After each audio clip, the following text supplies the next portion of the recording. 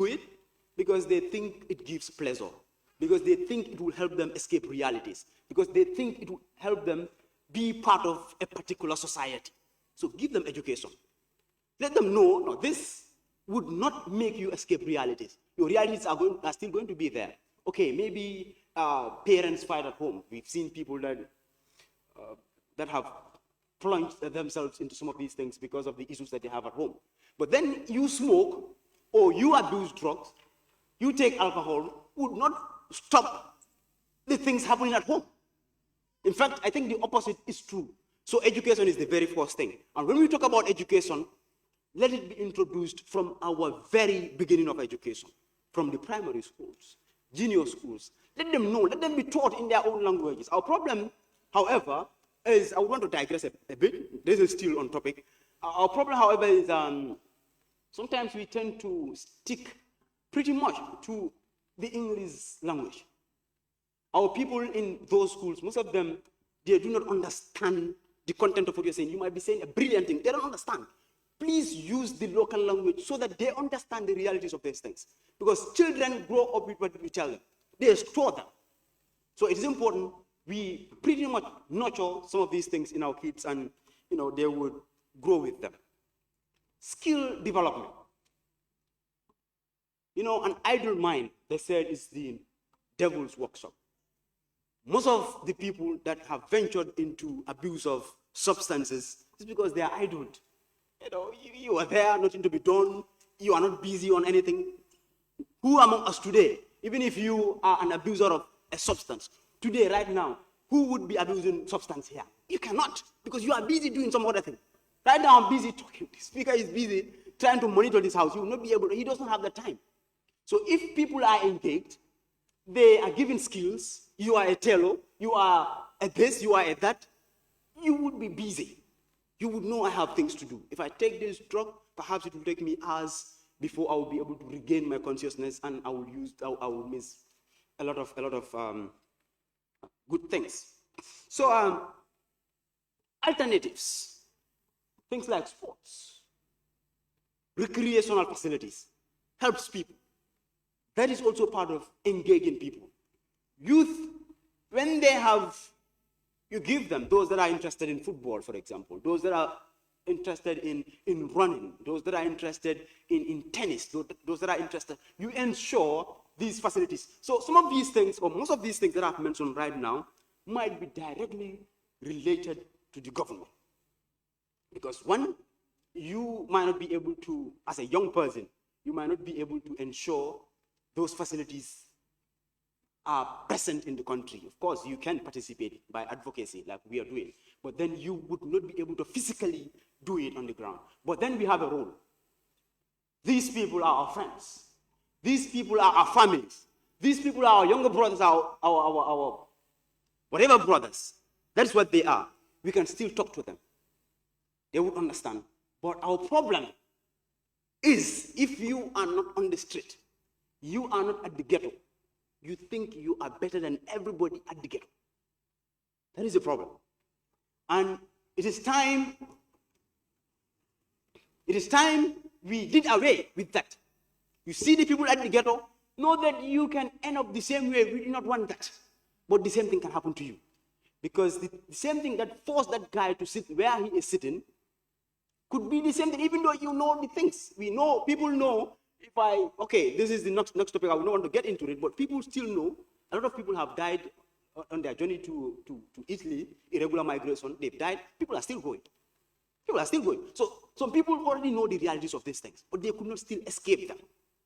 They could not escape them. So this is pretty much important. We engage them, we sit with them. Perhaps you start by buying attire for them. Don't buy anything that is harmful to them, but buy little things that they like and are still going to keep them together, so that they would be able to talk to you freely. Whenever you want to talk, they say, oh, this is the guy that has been buying us, getting us this. He thinks we are equals. It makes them happy. So let's start doing that as youth. Environment, that would include this as well. Conducive environment.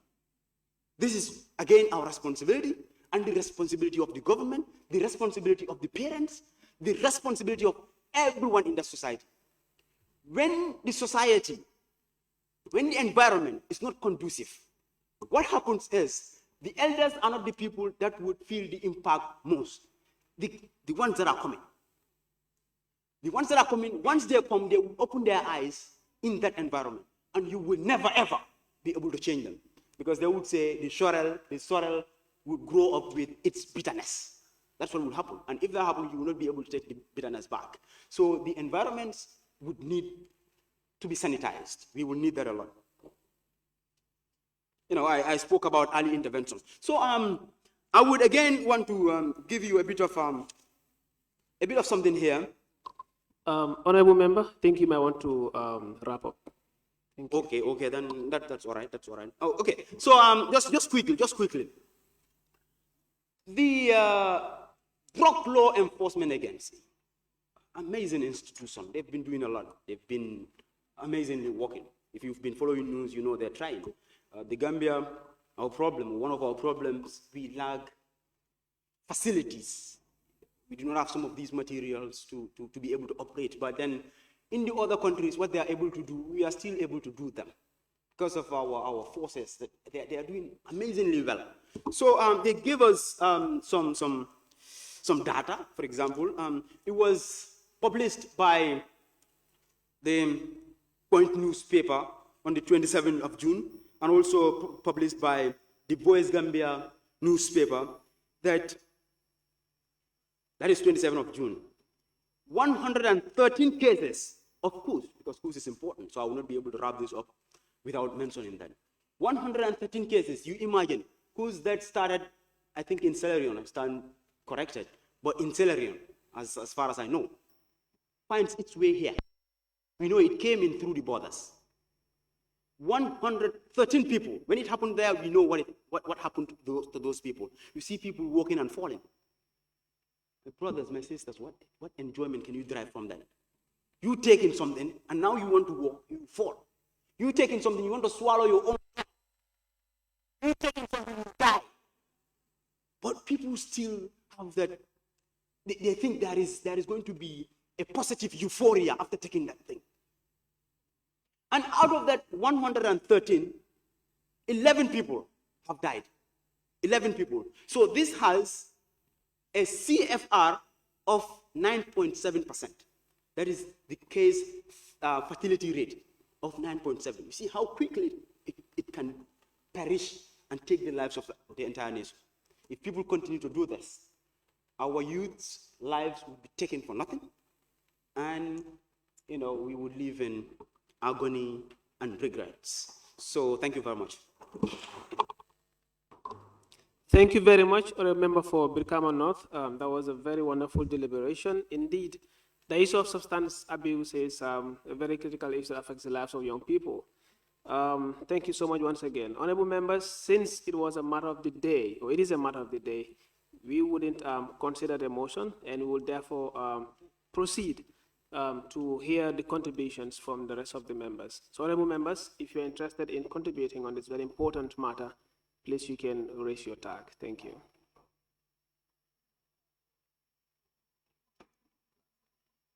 Clerks, please kindly take the records.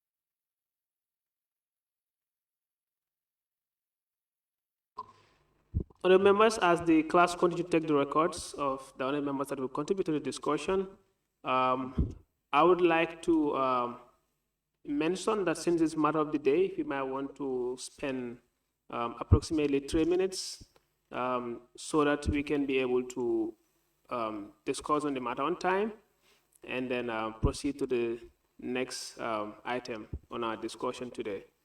To start with, I'll go with only member for Fonyi Bintang Karanai.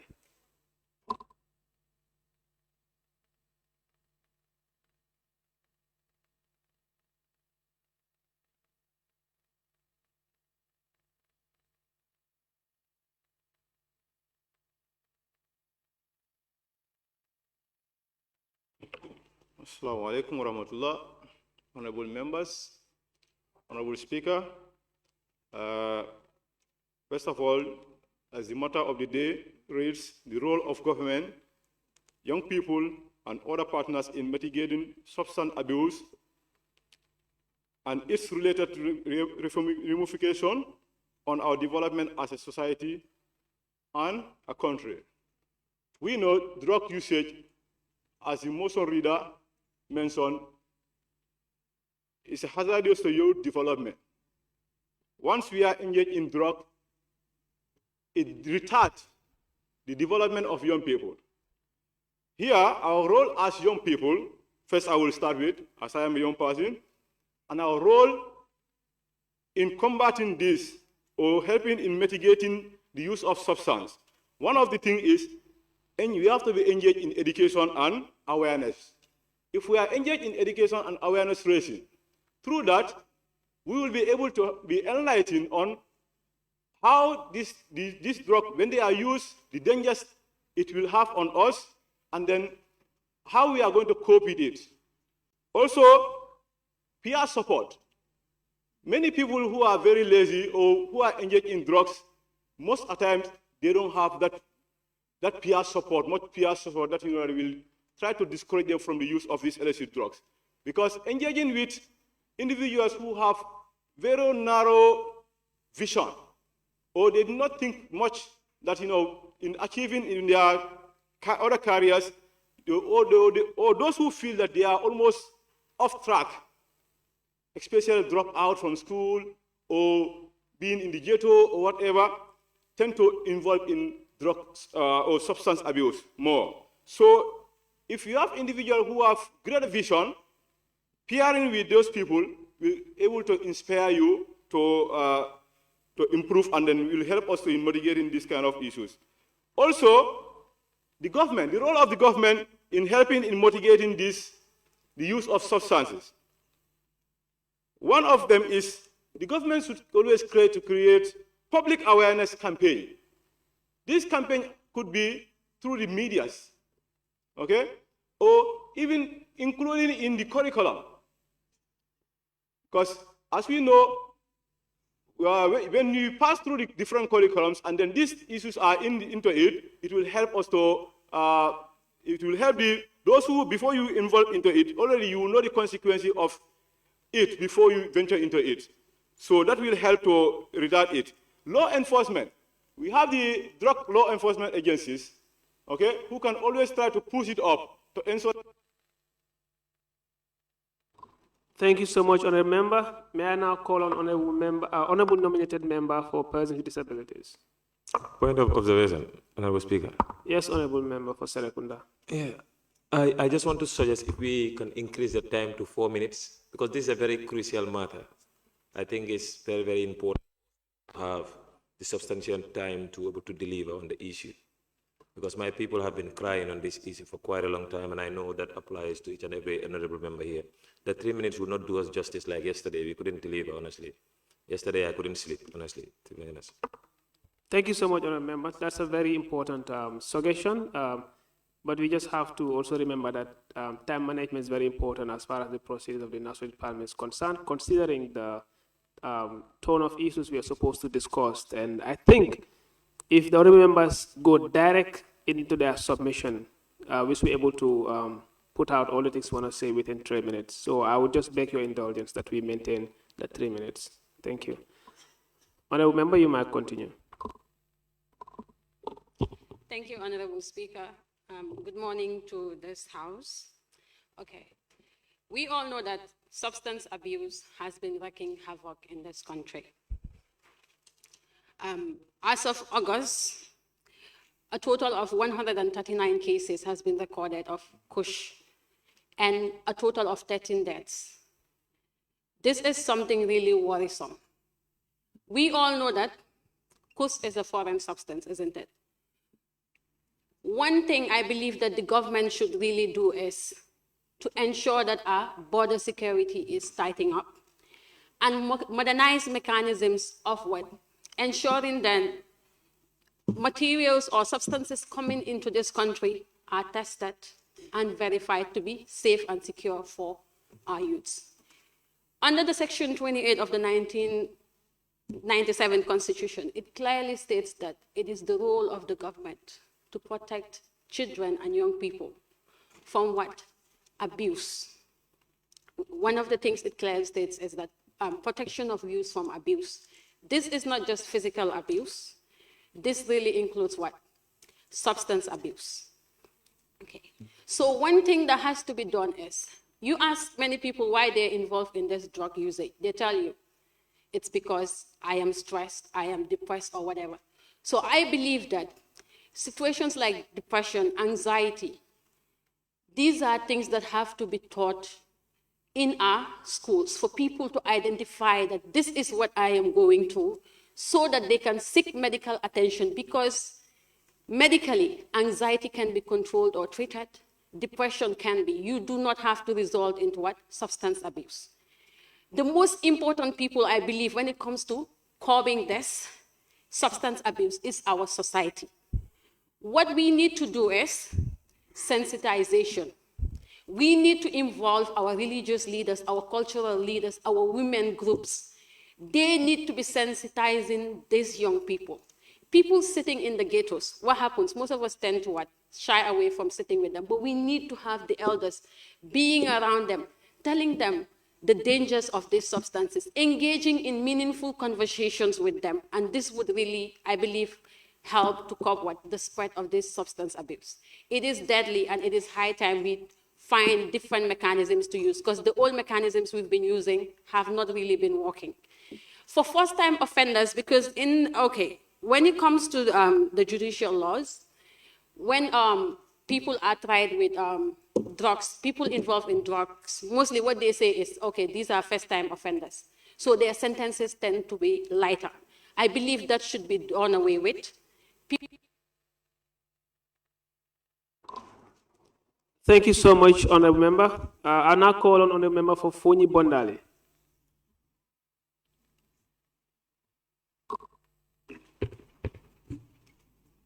Each one teach one, spread the word of love for the Gambia, our homeland.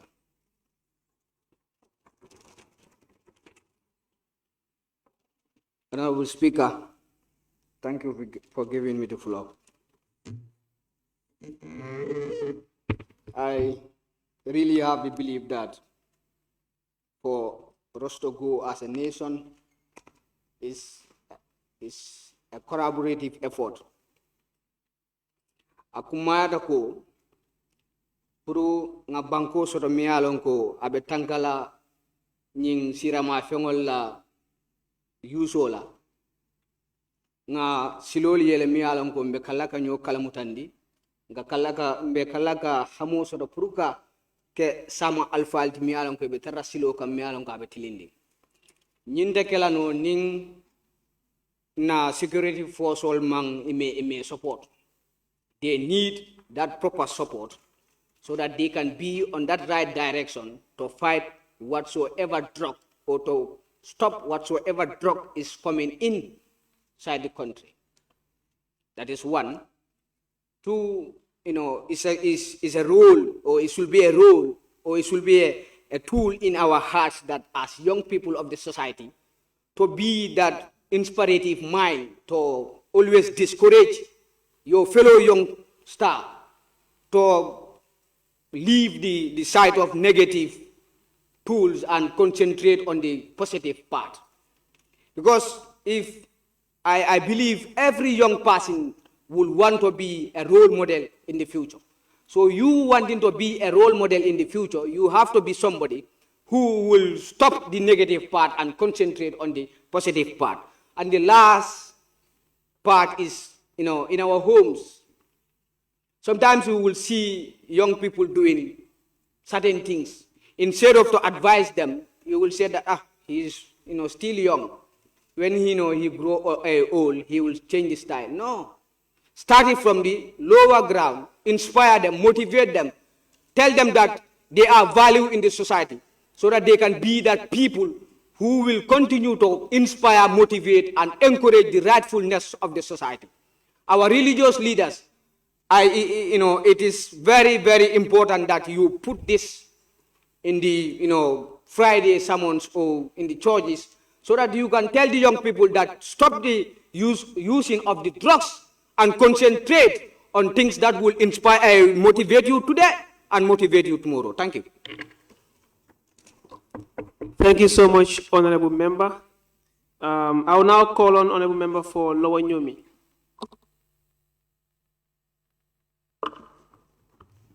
Thank you, Honorable Speaker, for giving me the floor. I'm going to base my submission on rural-urban migration in relation to use of drugs. Because when you look at the urban center, that's where we normally have most of the use of drugs. Because young people are migrating from the rural Gambia to the urban centers in search of available opportunities. So that is where the role of government should come in making sure that they decentralize available opportunities within the rural Gambia, and also providing or allocating adequate funding for youth development. But aside from that, young people also have a greater role to play in making sure that they promote agricultural production. Because today, when you look at rural Gambia, when it comes to low agricultural production is very low in rural Gambia, because young people are migrating from the rural Gambia to the urban centers. I think young people should encourage agricultural production, also to dialogue. In as much as we are not dialoguing, the use of drugs will never be addressed in this country. We should dialogue with young people that are into drug issue. We should also make them understand some of the consequences or some of the effects that it might cause. And also, when you look at the effects of rural-urban migration, it doesn't only have to deal with the use of drugs, but also in relation to high demand and supply, and also overpopulation when it comes to destination area. So I think government should address the issue of decentralization, not only to decentralize, but also meaningful available opportunities that the young people will also embark on, and also to promote entrepreneurship system in rural Gambia. Thank you. Thank you so much, Honorable Member for Lower Nyomi. I now call on Honorable Member for Sami.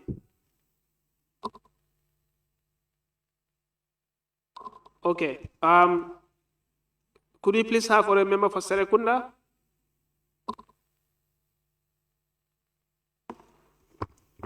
Assalamualaikum, Honorable Speaker. maa ngi nuyu ku nekk sa tur ak sa sant so dama daw rek parce que lu ma war a wax bari na trop. The role of government, the role of the youth, and the role of partners.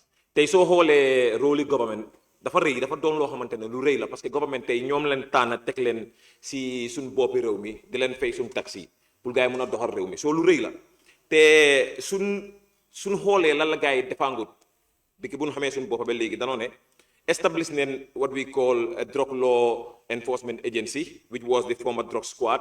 The 2003 dafa indi loi bu gaay di ooyee the Drug Control Act boo xamante ne moo issue the coming of the drug law enforcement agency, which was named in 2005. So gaay ngay def lu bari drug law enforcement ngay def lu bari. Last time bi amoon nañ gaay admitting waa taxawal Serekunda ñun waa taxawal Serekunda buñ suñ benn youth deeyee gaay di ne kus moo ko rey waaye ñoom bu mu fa demee wax nañu ne nekkut kus mooy reyee nu gaay di usee drogue bi la so nu waxtaanoon gaay ben defoon match pass bi waaye si kaw loolu noonu xam ne tamit drug law enforcement agency amun ay capacity bi pour mun a wàññi drogue bi lu bare so government war na noo mun a finance gaay bu baax a baax indi ay jéego yu bare si kaw loolu noonu waaye lan leen mun a xaar si government mooy soo gisee youth si di get into this drug abuse moo nekk comme nu ko honorable member waxee rek moo nekk nu gaay di waxee an idle mind is the devil's workshop. moo nekk gars yi amul liggéey te suñu amutee liggéey rek danoo dugg si yenn yàqum ak yaaxa yoo xamante ne duñu jural dara si dëkk bi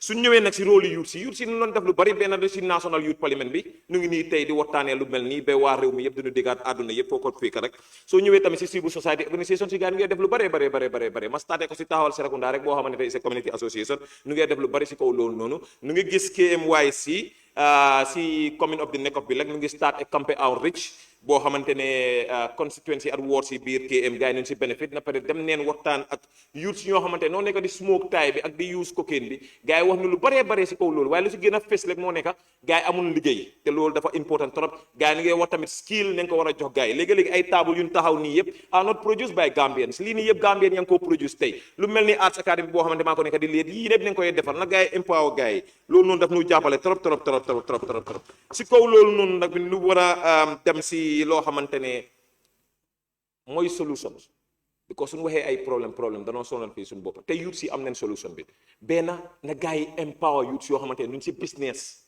because youth boo empower rek mu nekk si business dafa create employment su boobaa youth yoo xamante ne noo si nekk di dugga nekkul seen coobare gars yi dañ si mun a génn tey ku mel ni Kiifa Barhama boo xamante ne mu ngi dëkk Serekunda moom dafa nekkoon drogue addict lu gars yi doon def biir Serekunda bari na doo may 30 seconds rek jërëjëf honorable member su dee amaat neen time neen la mayaat waa jëlal ku mel ni Kiifa Barhama moom addict la woon biir Serekunda waaye tey yàlla def na ba mu génn foofu noonu moom mi ngi si kaw loolu noonu jéego bi 18 years mi ngi advocate si biir dëkk bi you know di jéem a def ay jéego yu bari tey ay ndaw yu bari ñu nekk biir Serekunda daf leen utal scholarship gars yi di def ay training on computer ak yeneen yi loolu noonu dafa baax ñu mel ñooñu noonu soo leen empower danoo génnee youth si biir community bi gars yi di use ay drugs te that happens to each and every constituency boo xamante ne mi ngi si dëkk bi tey so ne leen empower youth si is the solution we are not enemies with the government nag suñu buggee jël enemies as youth dëkk bi du dem de at the end of the day comme suma honorable member du nga ko waxee rek ñetta moo fi am de fii falu folli faatu suma national development ladies and gentlemen jërëjëf honorable member for Serekunda ñaan naa leen ngir yàlla kenn bu ma ñaan 30 seconds ngir joxe naa ko minute dama ko continuer di joxe jërëjëf honorable member for Sami. Thank you very much, Honorable Speaker, for giving me the floor. The issue of drugs, they are so much deadly in this country that we can spend the whole day here elaborating on the menace of drugs, but we cannot exhaust them. And when we talk about drugs, here most of us think about marijuana, cocaine, you name them, the famous drugs. But there are other hidden drugs that are causing a lot of havoc to young people, especially women. When we talk about drugs, let us not limit ourselves to only the drugs that are very famous. There are other drugs which are taken on daily basis, the likes of tobacco. Is also causing a lot of menace among the women folk. And I have not heard anyone talking about tobacco here. We also have other substances that young people are using to intoxicate themselves, the likes of glue. They inhale glue, which is causing a lot of damage to their health system. So our right to life is at a big threat, and we are the cause ourselves, because we are the ones taking the drugs. So what should be done by now is, and I know people are doing it, that is sensitization. Sensitization is needed in almost every part of the country. So for me, I think we have more drugs that are more deadlier than the kush and these other drugs like marijuana. So we should also focus on those drugs. And I think if people are sensitized, it will definitely go a long way in mitigating the effects or the menace caused by drugs. So on that note, I will draw my curtain here till another time. Thank you. Thank you so much, Honorable Member for Sami. May I now invite Honorable Member for Nyamina Dankungu. Okay. Thank you, Honorable Member. Good morning, colleagues. On this motion that we are talking about, it is a motion that is every day our people business. It's thing that we should be talking about. If a substance is caught with you that is about one gram or 150 grams, you are charged with $50,000 or you are liable to serve 6 months imprisonment. A young person whose rights have been curtailed simply because you have been caught with a substance that is in your hands, for you to not be able to exercise your rights in so many ways just because of substance abuse. Honorable Speaker, I also believe that with all the laws that are in place, it is supposed to be the responsibility of the government to ensure that they provide a rehabilitation center that will be specialized in helping these young people so that we will be able to have them reintegrate into society after they have served their time. But the prison is not providing that.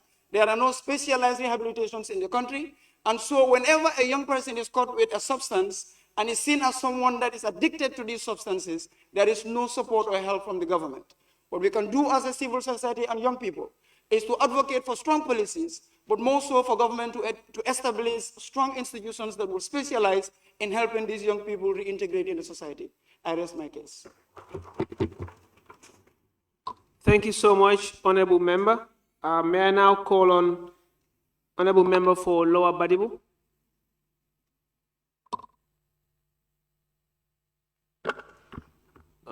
Thank you so much, Honorable Speaker.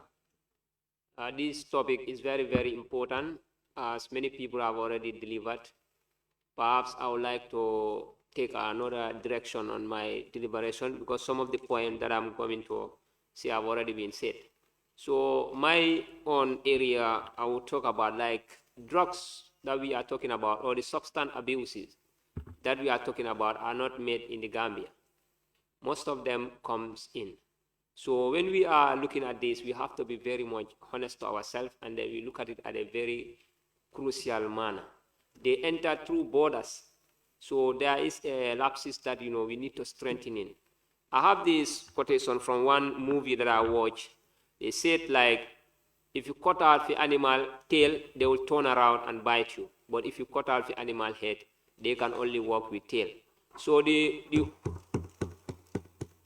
holes or the borders where these drugs are entering through need to be sealed.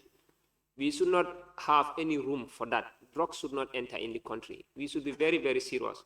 When you look at our neighboring country, Senegal, if you are caught of drugs, no matter how small it is, there is a huge penalty for it, isn't it? So if at all we really want this thing, sometimes people must face the penalty, and then people who are working in charge of this, these drugs must be very, very serious, and they must be very honest to the Gambian citizen.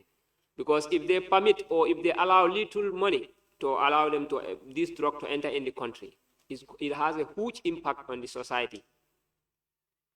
For them getting that money alone, and then their brothers and other people in the country facing that problems, is a big thing, and they should not allow it. Another drugs that we rarely talk about, and it is sold even in shops, that is the alcohol. Sometimes even, people that are very young can go to the shop and buy alcohol. And then, alcohol is a drug and it's very, very harmful. When I took alcohol and I'm in this assembly, my behavior, everybody will identify me. But other drugs, you can take them and comport yourself. I'm not trying to defend drugs. All drugs are bad. But alcohol have, it suffices even your actions. You cannot do any of this. So Point of observation, please. Thank you, Honorable Member. Your time is already up, but yes. So he said all drugs are bad. I just wanted to rectify that not all drugs are bad. He should actually put that to mind. Yes, thank you. Not all drugs are bad, but the way you use it that's what makes it bad. Honorable Speaker, 5 seconds. Sorry. Go ahead. 5 seconds. Okay. Like the alcohol that I am talking about is very, very important. Doloni. Anyanta ka stop la amanyanka wafi biti kokono. malo muna na ka wafi biti ko kono because mol be ya lon ne dulola mantoro ani fendol fanana mantoro 5 seconds tamitala barka bak. Thank you so much. In relation to the observation made by honorable member, of course, all drugs are bad, and that is because what we mean by drugs in our current context is totally different from when we say medication, right? When we talk about drugs, most of you remember from our primary school definition, it is any substance that changes the way the body works, right? So the teachers are here. I'm very sure they can confirm this. The drugs we are talking about right now are the ones that have been abused. Of course, if you use even the medications, which are drugs, of course, if you use them in a particular way, then they become abused drugs and it will cause you harm. I hope you're all very clear on that, right? Thank you so much. I will now call on Honorable Member for Combo South. Okay, thank you so much. Kakumasi, be mfango hakilo buladila, ayo minka foko wala taktulu anfusakum, inna allaha kana bikum rahima. Ni tata suratun nisa abeje haka hadama dingol hakilo bulandiko alkana alfanfa.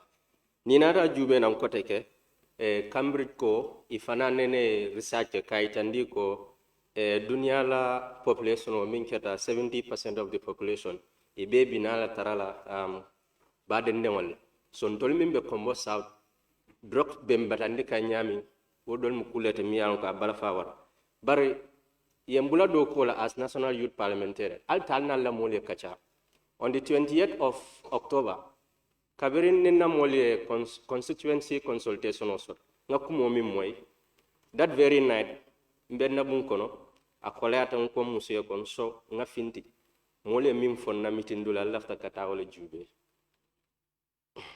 so kabirin tata club ntata dansi dula wala mfana empare ntata dansi dula nga minje club kono ayin sila bak katun drugs bijey abe wafu kanyami ndefa be siri kamera ndefa mo moleti kana ka wafima o em sila bake secondly also mo sino benna nyaawnya ndata filot ka jube mol kamin foko e ka drugs ol samulale na democracy to go and confirm foto nyato nya nyine be keri bari fana nya minje woto man fem fono so that's a clear indication ko drug be minna im banko kam man sakunda nyanta wulla coming down nya jube fana ko le nyanta taral keri minal ko nte fanga miroto rehabilitation center ko nyongol ya fa nyami again fana nyim fondinkelun kanam fanga jamfandie let's go nyato dem nie kacha mine be keri tumando bada iko kumodo fomoe akamario falinde baka banintol fana kontol mu representative folleti wo molun tol ni ngol bikasi nibe ku kenyol abe koleala baka so ngamira wato la deto kan nsam mo nyol bule fana sa kumadofo tumando bad when we come to the issue of migration I can dwell more on that. Thank you all. Abaraka bake on the member. So if another dance do ka korosi ka drogwa foke nyami. Abaraka bake honorable member for nominated member for West Coast region. Thank you so much, Honorable Speaker. The topic at hand is very important because we are talking about the role that the government has to play and the role of the youth, but equally the role of the partners as well. So according to the Gambia Drug Control Act and the National Drug Law Enforcement Agency, they're saying that there is a rise in drug usage if you look at the number of young people that are using it. Even though the young people have a responsibility, but there is a greater responsibility on the government being the primary duty bearer of the people. So you look at the policies, you look at the implementations, you look at the ratifications, certain regional, international things that the Gambia is committed to. You come to the laws that we have at our national level. You look at the level of implementation of these policies and laws is disheartening because to what extent are these policies implemented? So the government has a greater role to play, being the primary duty bearer, in ensuring that there is a proper implementation of these policies and laws that we have in place. And also, you look at the main institution that is responsible for the implementation of these policies, which I think is the National Law Enforcement Agency. Yesterday, we did spoke about leadership and integrity. Then if we talk about leadership and integrity, coming down to this level, then, and we have individuals or lawmakers or institutions that are saying that there are implementation of these policies and law, that something is wrong somewhere. Is it the leadership aspect of it, or is it the integrity aspect of it? So it is very crucial that government takes up its responsibility in ensuring that there is proper implementation of laws and policies. Now, coming down to the young people and youth ourselves, we have a responsibility to play in ensuring that we raise awareness within our communities and our societies, in ensuring that young people are able to take up leadership roles and responsibilities to be able to raise awareness and be a part of the advocacy group. To the partners or the partnership, it could be the international organization, it could be the religious or community leaders. Perhaps what they could do if it is international organizations is to be able to provide technical support or maybe resources, because they are there to complement government efforts. But the main duty bearer is the government, and it should take up its responsibility. Thank you. Thank you so much, Honorable Member. I now call on Honorable Member for Combo East. Good morning. Thank you so much, Honorable Speaker. I think the problem of drugs and its devastating nature is a well-documented one. One need not to go deeply into that, we all know. Even the most unconcerned Gambian know what is happening in our various society. And then it is not uncommon to see how society is quick to squarely put the blame on the young people for falling, for their failures in falling trapped of substance abuse. Being the situation, let me balance the scale a little bit to join my fellow honorable members in specifying my submission as to what those pulling the strings within the corridors of power ought to do with regards to this problem. The government has a role, as the honorable member, the latest honorable member to make our deliberation rightly pointed. Our health institutions, we start with that. They need to be strengthened. You see, we are at a time whereby many Gambians are starting to lose trust in the health institutions. Why? Because you will go to a major health clinic, a major health center, go through all the stress of queuing, you reach with a problem, with a sickness problem, whatever, and the only thing you are given is a paper to go to the pharmacy. So imagine, after going all that stress, you're given all of that. Next minute, that individual is tempted to avoid those stresses, but to go straight to the pharmacy and to just buy medication, because that's where you will end ultimately. And in so doing, sometimes we fall victims of being prescribed the wrong, medications, because most of these pharmacies are occupied or are run by, employees that are not very much,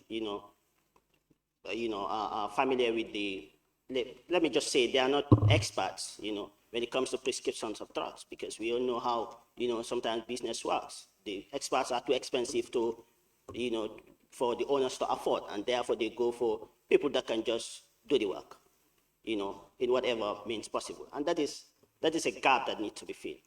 So in order to avoid that, the health institution needs to be strengthened. We should have drugs when we go to the hospitals.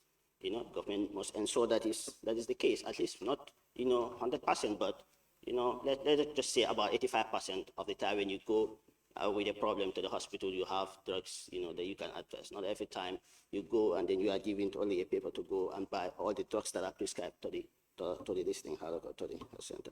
And then we also look at the medical control agency. That's also part of it. I think there are so many instances of products falling into the hands of young people. And Thank you so much. Honorable Member, your time is up. Honorable nominated member for URR.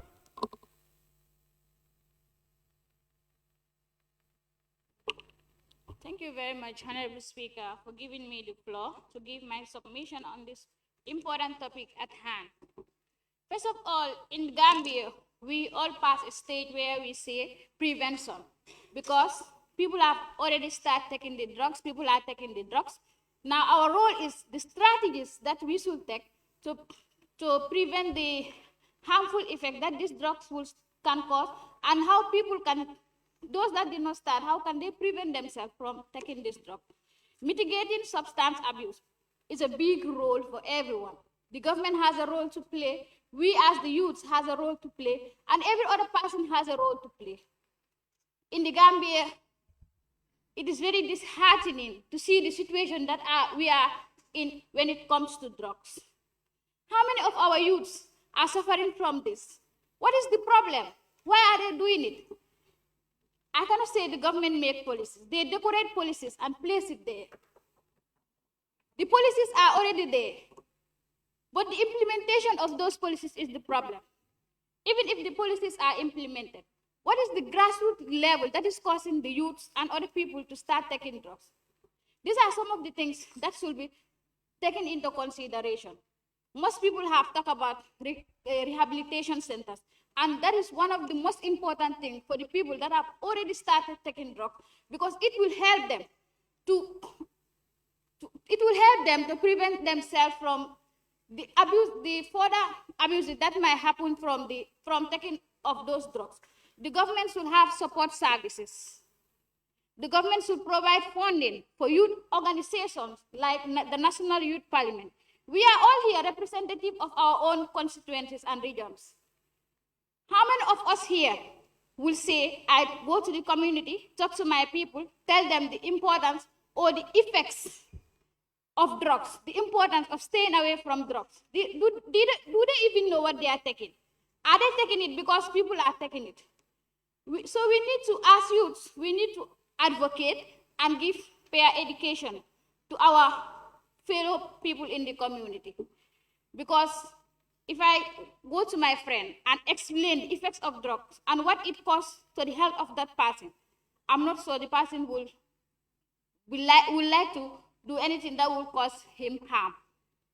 The government also have a role to play in sponsoring or sponsoring research that will help people to go into the community, to use our own people to do research on these drugs and the harm it has on them, so that people will know this research has been done on me or someone in the community, and the harm it is causing is from these drugs. Thank you. Thank you so much, Honorable Member. May I now call on Honorable Member for Fonyi Berefet?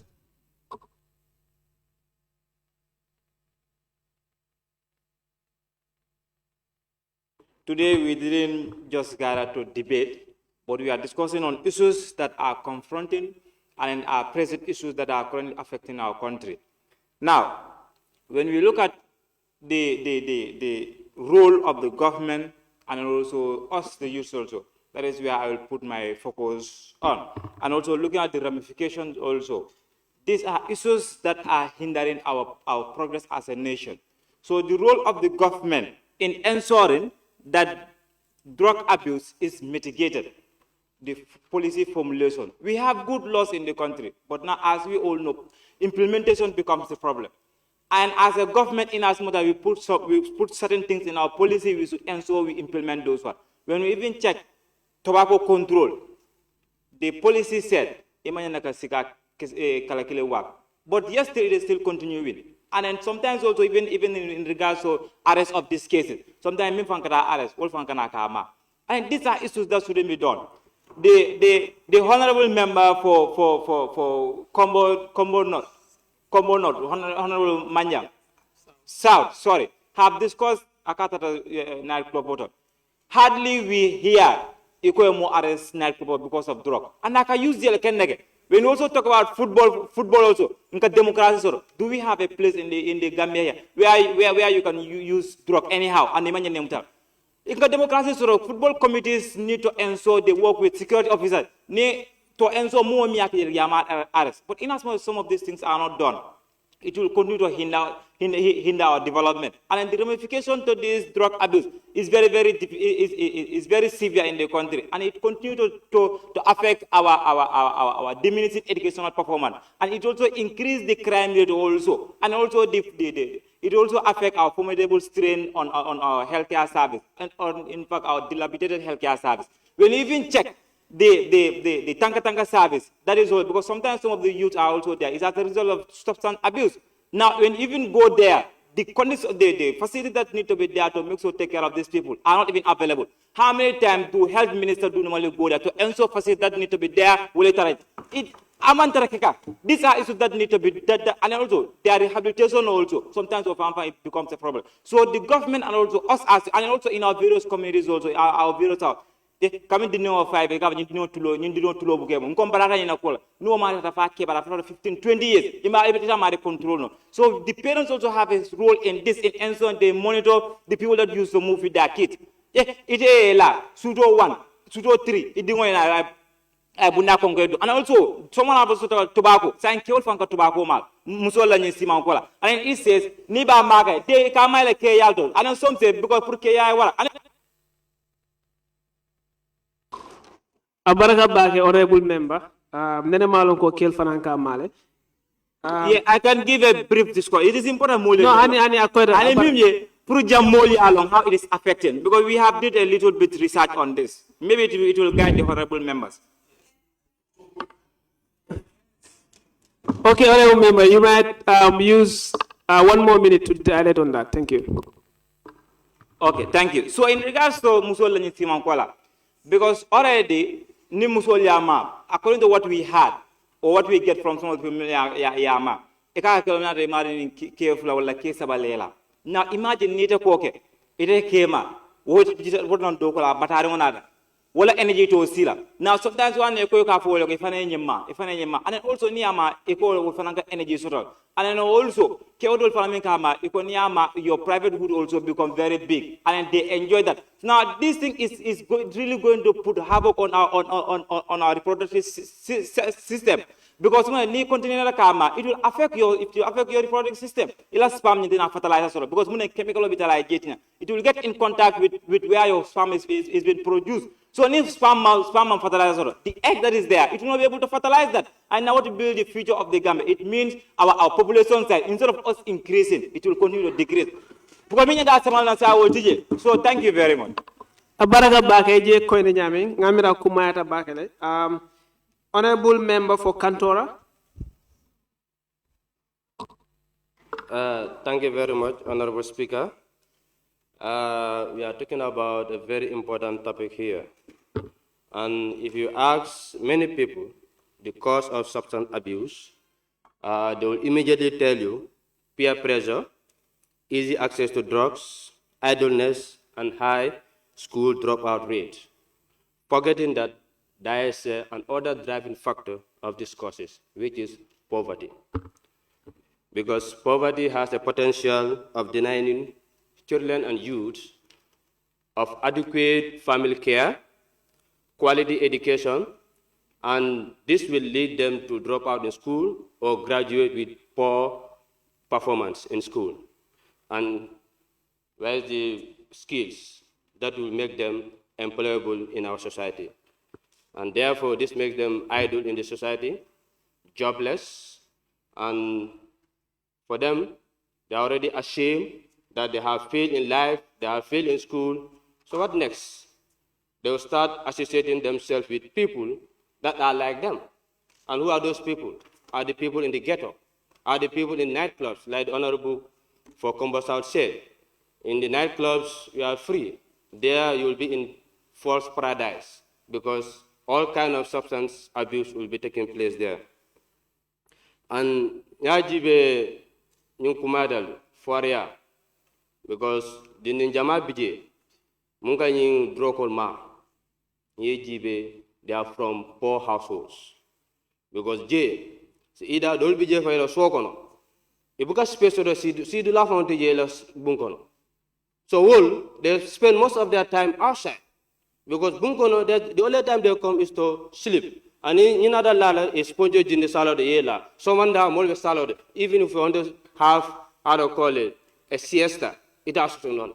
They spend most of their time outside, associating with idle people.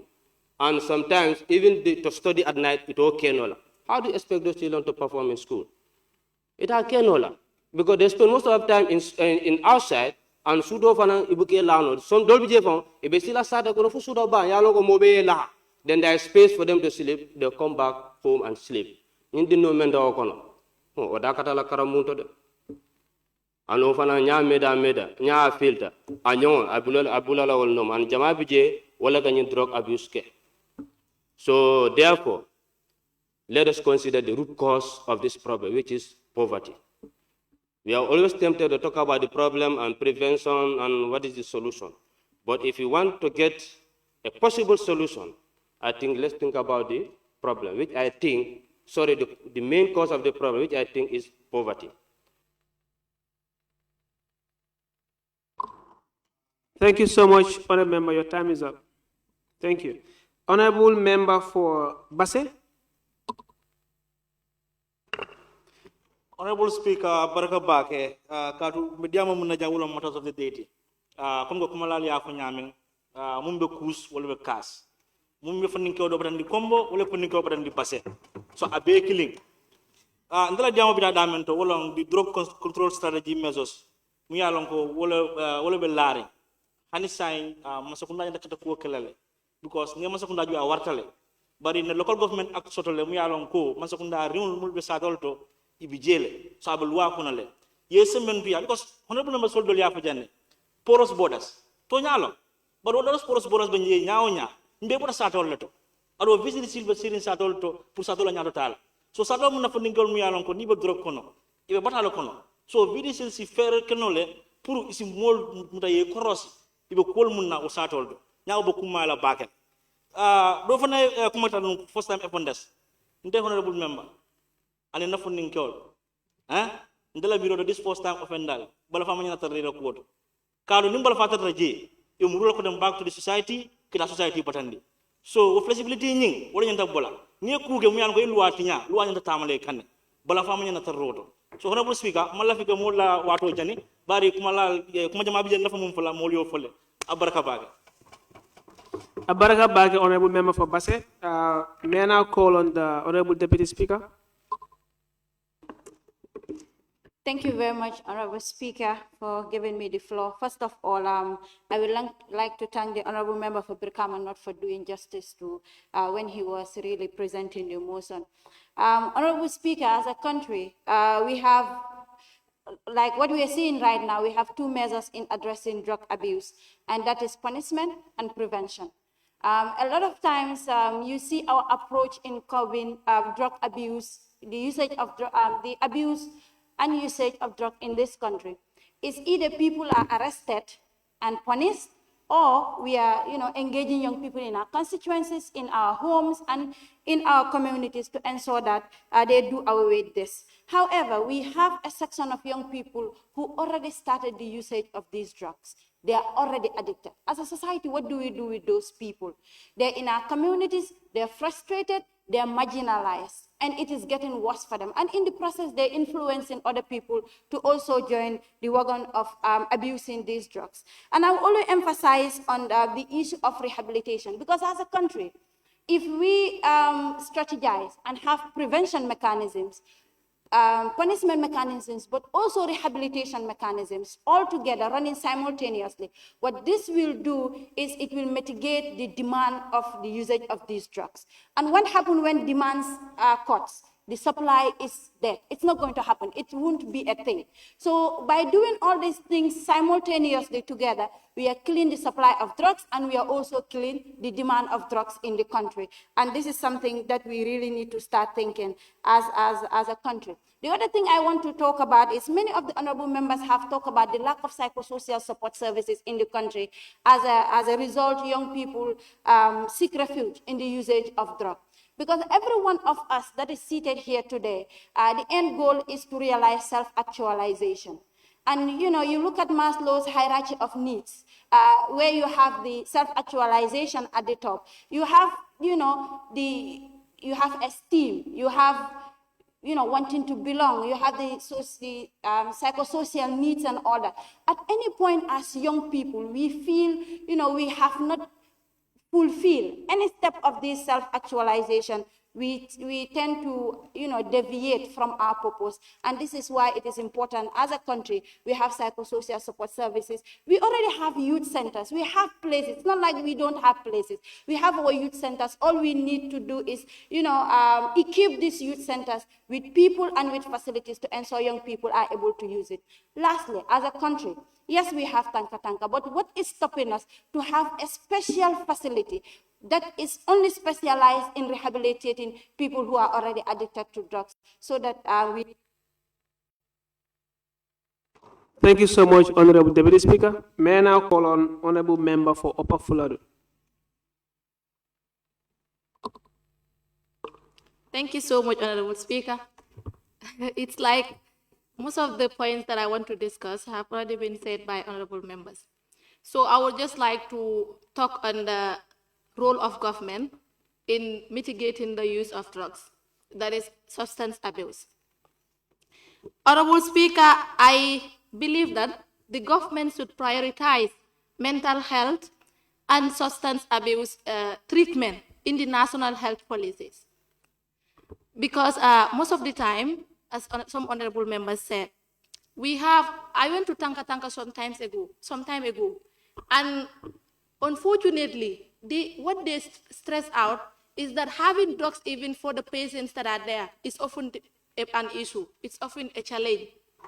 So the government should take it as a responsibility in order to mitigate this, because this will serve as a framework for easy recovery.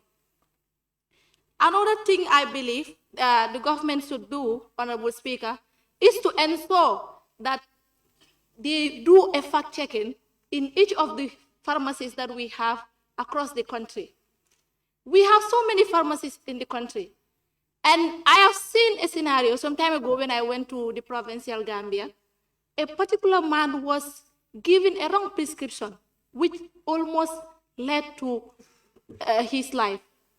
So that is something that the government should do. Having pharmacies in the country is not an issue, but they should ensure that each of these pharmacies have specialists in the area, that is health professionals, that will be able to give perfect prescriptions for all the patients that are going there.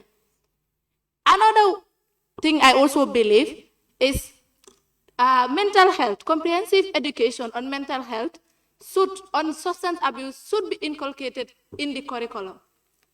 If young people are engaged in this area, it will help to mitigate the issue, because as they are growing up, we all came from communities, and we all see young people sometimes within 10 years or less than 15 years are all abusing drugs in the communities. So Point of observation, Honorable Speaker. Yes, Honorable Member.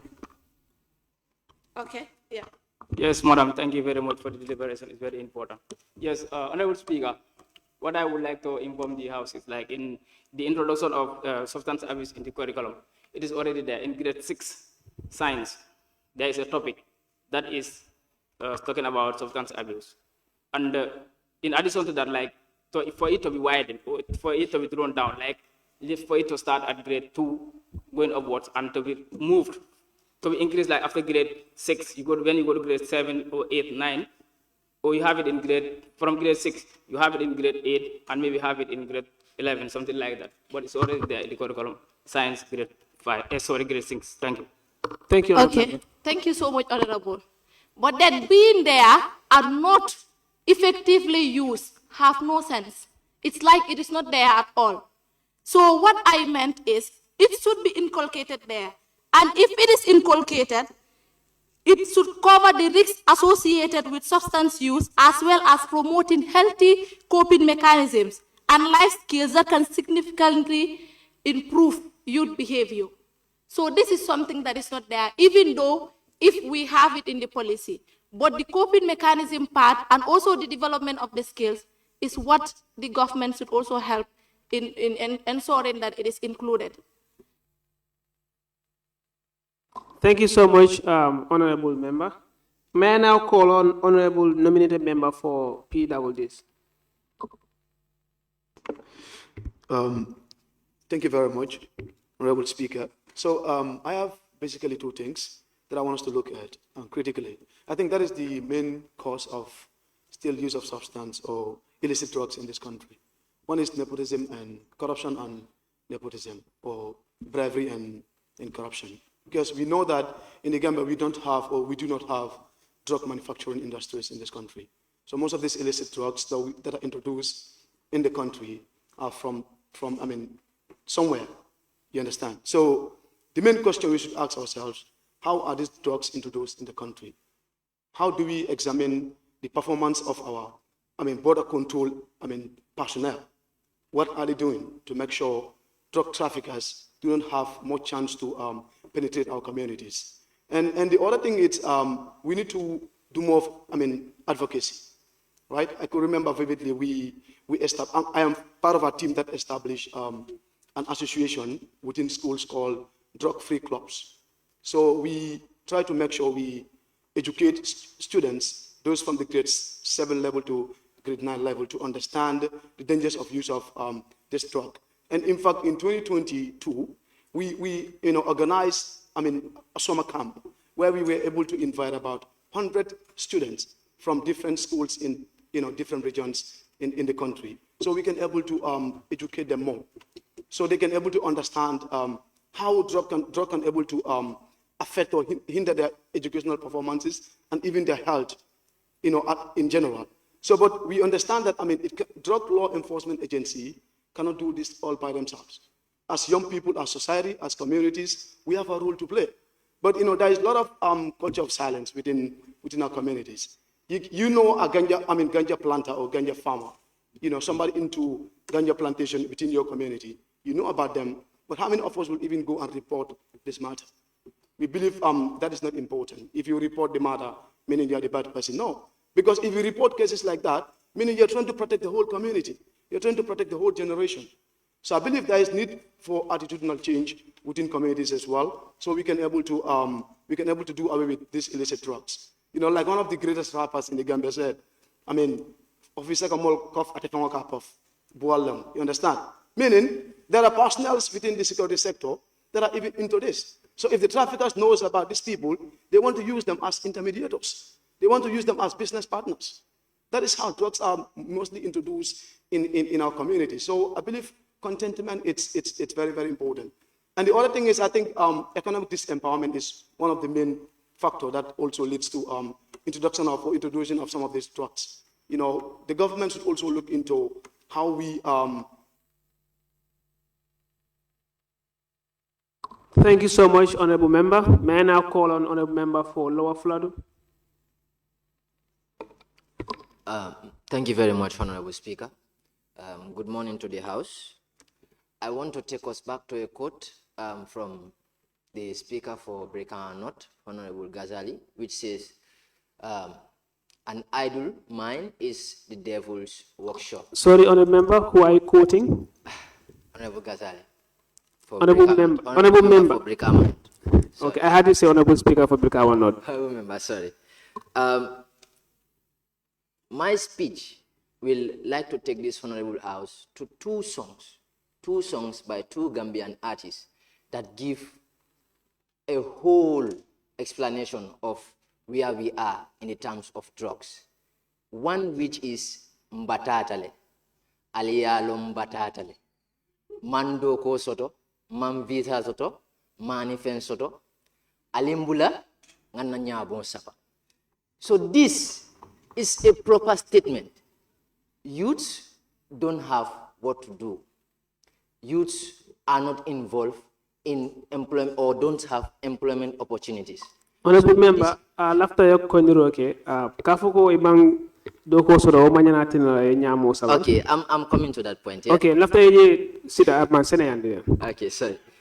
So this statement or this music, after listening to it for the first time, I'm like, these are these irresponsible youths. But actually, after analyzing, it's just youths trying to speak their mind for the fact that they don't have opportunities where they can express skills or their educational background, where they can improve themselves and improve the nation at large. Secondly, it shows the youths have given up long ago. They have given up on the system, they have given up on the way we develop as a nation. The second one is Tai Fonsa Saba, Fonsa Raba, which means they have to, because some of them is their source of living. Some of them is where they get income. So if you don't provide employment for these youths and expect them to fend for themselves, and some of these are the ways they fend for themselves, so they go into it. So therefore, for me, I believe the government should help us in terms of employment opportunities. As youth, we also have responsibilities in trying to mitigate it. And for those brothers and sisters who are addicted to drugs, we are begging you to help us, prevent us from those situations. As we know, if you had known, you would not have gone into it, maybe due to situations you are there. So we want you to prevent our younger generation. And to those partners, the Drug Enforcement Agency, we are telling you thank you. We want you to keep up the work, keep sensitizing us, keep giving us information. Thank you so much, Honorable Member. May I now invite Honorable Member for Sabah Sanjak.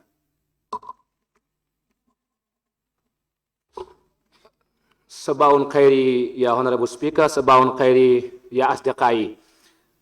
Di kontaan bu baax a baax di jóg pour waxtaan ak yéen ñun suñu yaay di Gambia daf ñu natt si tool boo xamante ni ku nekk dafa am wareef nguur gi am na wareef ñun ñii am neen wareef di ndaw ñi waaye ñeneen ñi nga xamante day ñëw pour jàppale am neen wareef si tool bi pour tool bi ñu góob ngat nag fokk ku nekk daf li la war te dama ne li nekk di waxtaan dafa am solo wante ma gàttal ta baral rek dafa am li ñoo wax léegi nguur gi si boppam den fi teg li ñoo wax drug law enforcement agencies ñu jël ñi wékk si ñoom ay loi yoo xam ne dañ ko war a def si réew léegi nguur gi ñoom def neen ko fa li nguur gi war a def mooy ñu meeg soo dat ne loi yi ñu fa teg nekkul na loi rek la ba den loi yi doxaleen neen ko ni ñu ko waree si tool ba soo ñëwee si ñun ndaw ñi lu ñu war mooy dam di waxtaan ak seen morom yi Olof Njaay kat daf di wax ne ku la njëkk si néebu lëndëm moo lay won nooy toogee and I believe ne ñun ndaw ñu nekk fii nii ñun yàlla natt nañu ñu nekk si place te place bi ñu nekk nii ñu nekkun di jëfandikoo yeneen drugs yoo xamante ni is harmful to our bodies waaye mun nañoo waxtaan ak si ndaw ñu nekk si community bi ba gis na ñoom it bàyyi neen loola soo ñëwee si panna si am na tey panna yu bari ñoo xamante ñu ngi si biti ñi ngay dimbale ñu bari si ñi ngay dimbale civil society organizations si affaire yi xaalis ak su lu muntu nekk ba gis ne rek ñun mitigate neen drogue substance abuse bu nekk sin community and the like man dama dee wax toujours li ma dee wax mooy Gambia ñun ñoo ko moom ndaw bu fi nekk dafa am wareef nguur dafa am wareef waaye gis nga dama ne misaalal soo joxoñee nguur loxo nii ñaata baaraam moo la joxoñ ñetti baaraam mu ngi la joxoñ baaraam bi ñu tural la joxoñu fenn waaye ñett yi ni mu ngi laa joxoñ yow yaa ngi joxoñ diw waaye yow it si nga bokk kon ñun si liggéey bi leen bokk Gambia muntu dem te fekk ndaw ñaa ngi joxoñ te suñu yaay di Gambia dafa sona te is high time pour ñun ndaw ñi ñu mànkoo comme bale kenn du ñu mun a dama ba gis ne àgg neen fi ñu bëgg a yóbbu Gambia ma ñëwaat si beneen fànda bi démb wax naa fi ñetti faa waaye tey dinaa fi wax ñetti jiyee boo xamante dama ko jëlee suma benn góor muy wax ne pour réew dem si kanam yow foog nga am lu ñoo wax foog nga demee doxee ni jubal jubbanti ñun ndaw ñi tey yàlla daf ñu nattu ñu war a sàmmwante gi ñuy jub di jubal di jubbanti billahi fi kenn dëngut soo ñun mun nañoo dem si sin constituency di jubal ma daaneel rek because time amul bëggoon naa wax lu bëree bëri li ma daanelee moo nekk ne soo xoolee dafa am lu ñoo wax wuy yaay dimbali ma Madam Speaker bàyyi ma wax fa ko rek dimbali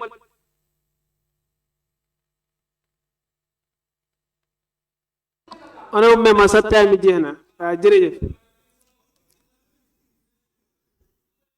waaye jox naa la 30 secondes waaw dafa am lu ñoo wax man li dafa am lu ma binda ma ne pour Gambia mun a nekkaat Gambia gum nekkoon ñu mun a génn si ndóoli yi si toroxtàng yi nii foog ndaw ñi bàyyi kuus bi jël ngoosi gi delluwaat si waar wi ñu jël fison bi that's all foog ñu nekk baykat man amee big farmer and I'm proud to be a farmer man baykat yi mente laa dama dee bay tamaat jërëjëf honorable speaker neen delluwaat si waar wi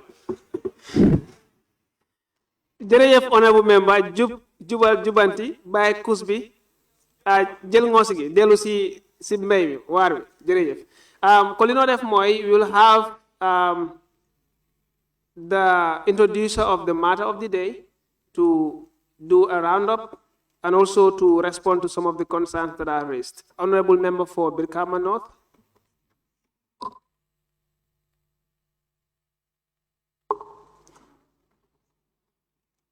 Thank you so much, Honorable Speaker, and thank you so much, honorable members. Think you've said all.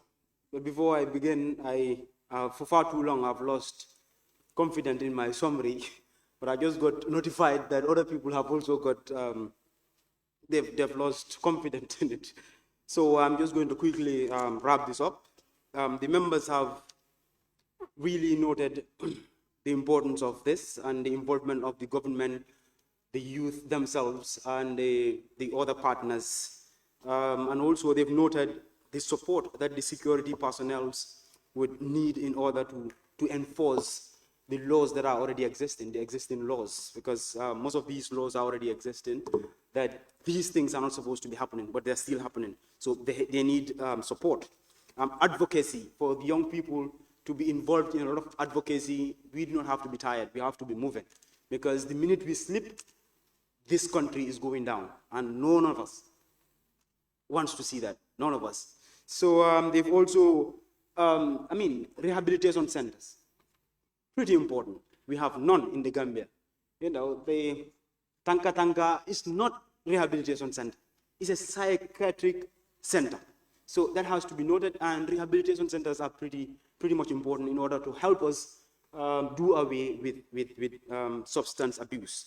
And they've also noted the fact that employment, a lot of people are not employed, like we said.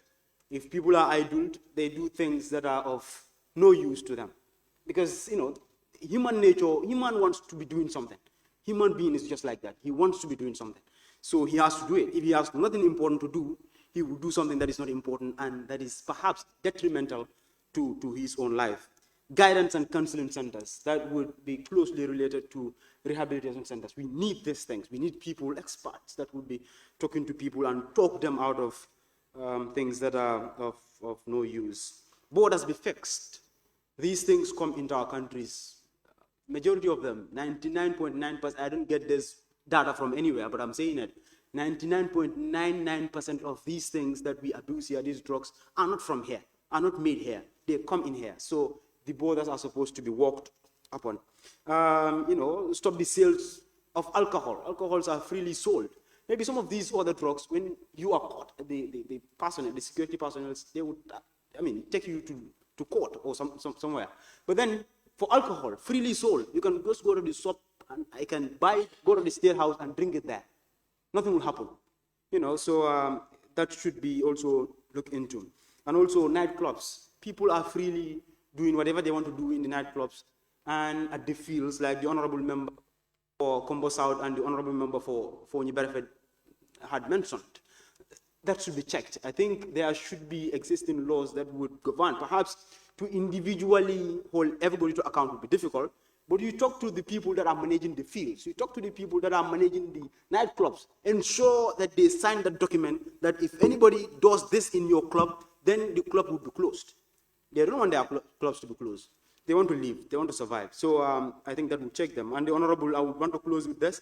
The Surah An-Nisa, chapter number 4, verse number 29, like my Honorable boss would quote, وَلَا تَقْتُلُوا أَنفُسَكُمْ إِنَّ اللَّهَ كَانَ بِكُمْ رَحِيمًا. Do not kill yourselves, because the Almighty has been upon you a merciful God. And a similar thing would be mentioned in the Bible in Exodus 20:13, where it says, "Thou shalt not kill yourself." So this is mentioned in our scriptures.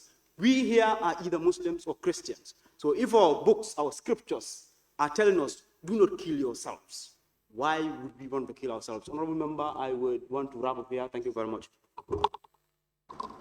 Honorable member for Brikama North, you just called me honorable member. No, it's okay, thank you. Thank you so much, honorable member for Brikama North, and thank you to all those that have contributed in this very important discussion. I think it's now more clear how crucial and critical this matter is, and I hope that everyone that is following the proceedings takes into account these very important discussions, and that the stakeholders, the government, the young people themselves, the development partners, the CSOs, take these matters very seriously and ensure that actions are being taken. Therefore, on that note, honorable members, we have come to the end of the matters of the day. We may now proceed with the next items on our discussion. Clerk, we may please proceed. Motion. Be it resolved that this August Assembly do consider and adopt the motion for the government of the Gambia to take measures to enhance youth employment and curb irregular migration. By Honorable Member for Combo South.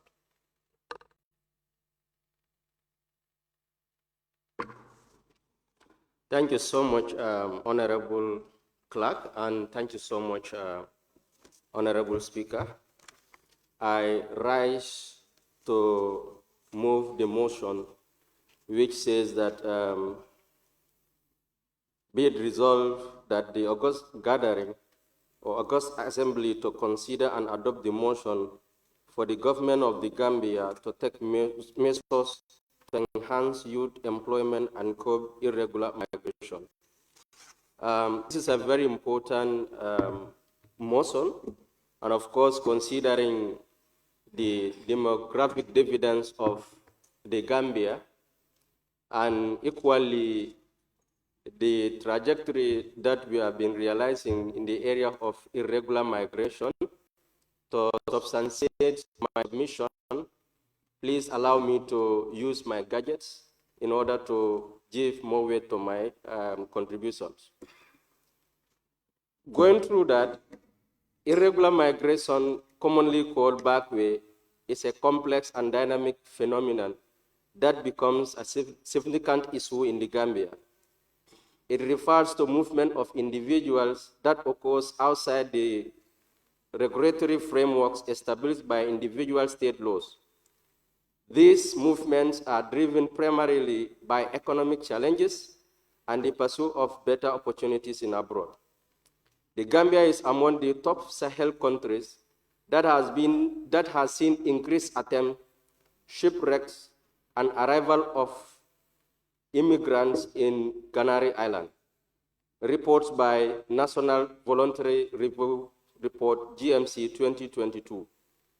Conventions such as ECOWAS Free Movement of Persons, African Free Continental Trade Areas, Rights to Freedom of Movement, Article 13 of Universal Declaration of Human Rights, all guarantees the right and safety to move within the framework of law.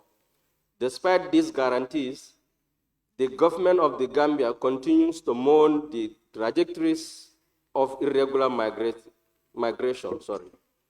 Having 60% of the youth by the recently disclosed Housing and Population Census Report 2024 by GBOS, the number could have been exponentially increased if not the irregular migration and other natural circumstances.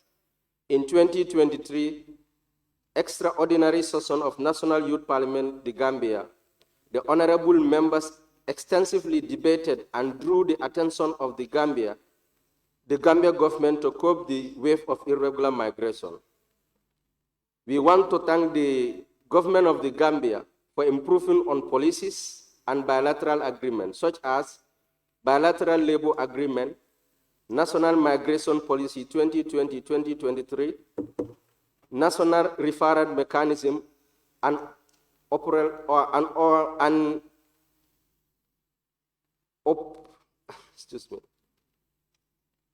and the establishment of private institutions and centers across the country. Despite these limited achievements to our recommendation, we deem it important to bring back this motion 2024 extraordinary session to call the attention of the government as the representative of young people. Sorry, Honorable, is it 2024 ordinary session? 2024 ordinary session to call the attention of the government of the Gambia as the representatives of young people of the Gambia. Every community continues to feel the shock wave of irregular migration, silent death traps in the sea and in the deserts.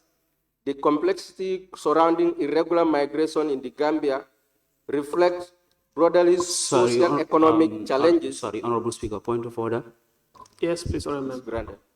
I don't know if I am the one out of order, but I didn't hear you put in the question after the first matter of this one has been debated upon, if the members have agreed upon it or not. Thank you. Oh, thank you so much for raising that. So the member moving the motion has to be given the opportunity to give us a background of the motion, and then from there we can give the chance for the members to second it or not second it. So without him deliberating on the reason why he's bringing the motion, we cannot have the opportunity for the members to be convinced or otherwise. Thank you. Point of observation. Yes, honorable member. Yes, I think the honorable member is referring to like the first motion that we talk about. That's what he's referring to, not this one. Whether a question is put, but I don't think in cases like in matters of the day are always like that. You were talking about the matters of the day? Yes. Oh, okay, thank you. So it's matters of the day. You not need to put any question. Please Thank you so proceed, much. honorable member. To continue, we want to thank the government of the Gambia for improving on policies and bilateral agreements such as bilateral labor agreement, national migration policy 2020-2023, national referral mechanism, and establishment of TVET institutions across the country. Despite the limited achievement to our recommendations that year, we deem it important to bring back this muscle to call on the attention of the government of the Gambia as representatives of the youths across the country. Every community continues to feel the shocking wave of irregular migration, the silent death traps in the sea and in the desert. The complexity surrounding irregular migration in the Gambia reflects broader social challenges and huge need to put comprehensive plans to mitigate and to tap the expertise of these people in order to have robust and transformative socio-economic development of our dear nation. Honorable Speaker, I would like to consider this motion to be debate to draw the attention of the government of the Gambia to migration and to enhance youth employment. Thank you. Thank you so much, honorable member. Any seconder? Honorable member for Jara West. Good morning. I, honorable member for Jara West. Sorry, honorable member. Honorable member for Commerce, you might have your mic off. Thank you. Please proceed. I, honorable member for Jara West, I rise to stand to second the motion which says, be it resolved that this August Assembly do consider and adopt the motion for the government to take measures to enhance youth employment and curb irregular migration. Thank you. Thank you so much, honorable member. I now put the question. It has been moved and seconded that this August Parliament do consider and adopt the resolution. Be it resolved that this August Assembly do consider and adopt the motion for the government to take measures to enhance youth employment and curb irregular migration. Those in favor say aye. Those not in favor say no. The ayes have it. Honorable members, at this juncture, I would now open the floor for the debates. Any honorable member who may want to contribute to the debate can do so by raising their tags to be called upon. Point of observation, Honorable Speaker. Yes, honorable member for Baka. I want to move a motion that the time for this debate be increased, simply because it is a topic that is very crucial and it's something that is affecting the young people of the Gambia, considering the fact that we have two important challenges that are put together. That is irregular migration and youth employment. So I want the House to agree to the motion of increasing the time to 5 minutes, please. Thank you so much, honorable member. I think 5 minutes is a little bit too much. 4. Any seconder? Sorry, Honorable Member. Honorable Speaker. Honorable member, yes. Honorable Speaker. This guy like. Honorable member for Bikawan, no. Honorable Speaker. Honorable member for, okay, yes. So I think for me 5 minutes is too much. I know the matter at hand is truly important, but what would happen is repetition of things, because most of the things that would be said by honorable members would be repetitive. So for me, 3-4 minutes. Okay, thank you. Yes. I want to second the motion that the Honorable Member for Bakau constituency has put in place. And I want to also observe the honorable member for Combo, is it Combo South? I don't know. Combo North, stop presuming the minds of the honorable members in the House. You don't know whether we are going to do repetitions or not. We are people that are really minute when it comes to this issue here. We are not going to repeat things, sir. Please, just say on your own. If you are going to repeat Thank you, honorable member. Yeah, let's go for 7 minutes. At least that will help us. Thank you, honorable member. Propose 7, please. Any seconder for the 4-minute suggestion? Yes. No, I suggest we go in for 4 minutes. You cannot second 4 minutes and suggest 7 minutes, honorable member. No, I second 7. He doesn't know. Now, honorable Yes. speaker, please, 5 minutes. Thank you. Okay. Honorable speaker, Honorable 5 minutes. Speaker. No, this is serious. 5 minutes, please. Honorable member for Bakau moved a motion suggesting that we take the time at 4 minutes. I'm now calling on any seconder of this motion. Honorable member for Bakau Consent, can you please push back the motion? Honorable member, you may please resume your seat. Remove it. Honorable member for Upper Newry. Yes. Okay, sorry, yes. Yes, Honorable Speaker, Honorable thank you very much. I also want to suggest we go in for 4 minutes.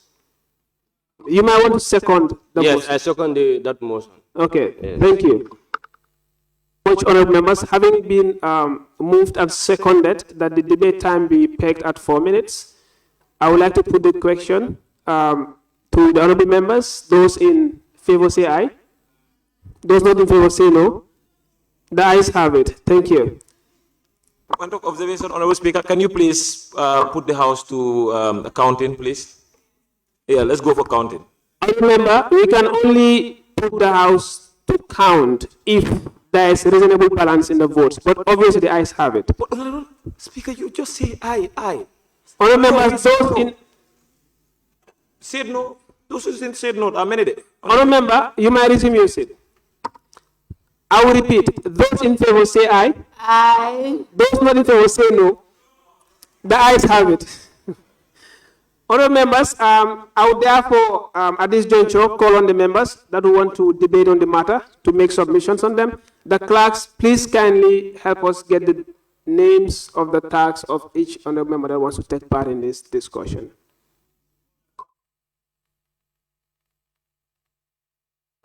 Honorable member for Bakau. Are you giving me the floor to? Yes. Thank you very much, Honorable Speaker. I think when we come. Sorry, I remember, are you submitting or you are standing on a point of order? I'm not standing on a point of order. I was, please, Honorable Speaker. This is very, very, very important to me. Please make me the first speaker, please. Okay, we will now proceed to the debates. Honorable member for Bakau. Thank you very. Thank you very much, Honorable Speaker, for giving me the privilege to be the first speaker. The reason why this topic is very crucial to me is because when you look at the statistics and when you look at the number of people, in fact, I will not go far. Just 2 days ago, 3 days ago, we saw a video that is posted online saying that young people of Bakau has been arrested in an attempt to go to this irregular migration. And then it is disheartening to me as a young person living in Bakau, seeing not only young men, but then young women and young children that are going to school, attempting to go to this irregular migration. In Bakau, if you go there, in every 2 households you pass, the third one will be someone that went through the back way and have lost their lives. So I would not want to dwell more on the impact it has on us, because I believe the government knows the impact. There is no one in the Gambia that will say you don't know the impact of Bagwe, or you are not aware of the challenges that people that are embarking on this Bagwe are going through. Because of time, I will talk about the 4 key main areas that I think the government should look into.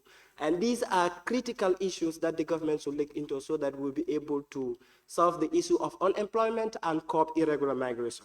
And Honorable Speaker, if you allow me, I want to get a quote from the UNESCO Office for Africa Institute for Education and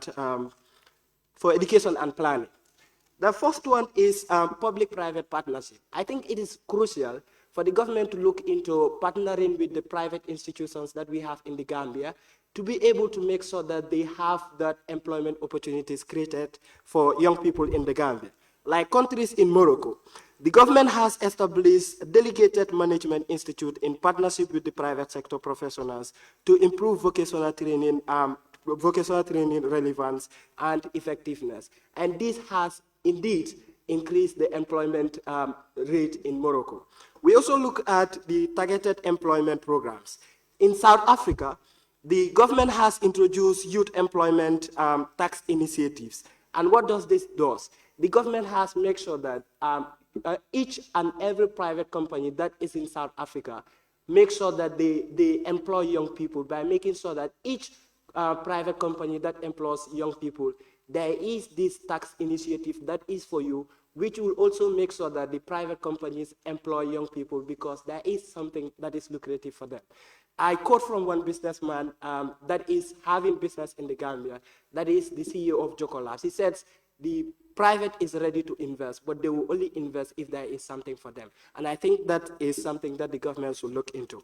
We also have economic growth strategies. Honorable Speaker, as I stand right now, we do not have a minister for Ministry of Communication and Digital Economy. We are in a digital world. Where will the Gambia go if our ministry is not having a minister for digital and communication? In this era we live in, everything is technology. But we are not moving. The data is expensive. I want to quote from a conversation I have with a colleague that is working in Cape Verde. Their ministry is making sure that they secure international cooperations and partnerships with Google and Microsoft and other areas. This is to ensure that young people are able to secure remote jobs. You don't hear people say, I am having a remote job in the Gambia. And if that is possible, someone can be sitting at the care room while making money and making sure that they are able to sustain their family. But we don't have remote jobs in the Gambia. Data is expensive, and people are not utilizing the internet and making sure that technology provides. Thank you so much, Honourable Member for Sami. Okay, thank you very much for giving me the floor once again. We are talking about irregular migration and youth employment. These are very important things. We are very cognizant of the fact that the government is making efforts in creating employment opportunities for young people to mitigate the challenges posed by irregular migration. But I think it is not enough. Like when you look at rural Gambia, it is very sad to know that there is almost nowhere you can be able to learn skills. When I mean by skills, like vocational centers, they are not there. What we always have is endless promises. So it's high time government look into decentralizing state resources to rural Gambia. So this will also help, because when you look at this irregular migration, it is definitely seriously affecting young people from rural Gambia, for the simple reason that because there are no job opportunities. All what we get is promises. Government have definitely tried, but it is still not enough. We have a lot of institutions or organizations that are claiming to be helping youths, the likes of Roots, NEDI. Of course, they are doing well. But also, you cannot help someone who is almost just starting at the grassroots, and you tax the individual to be paying a percentage.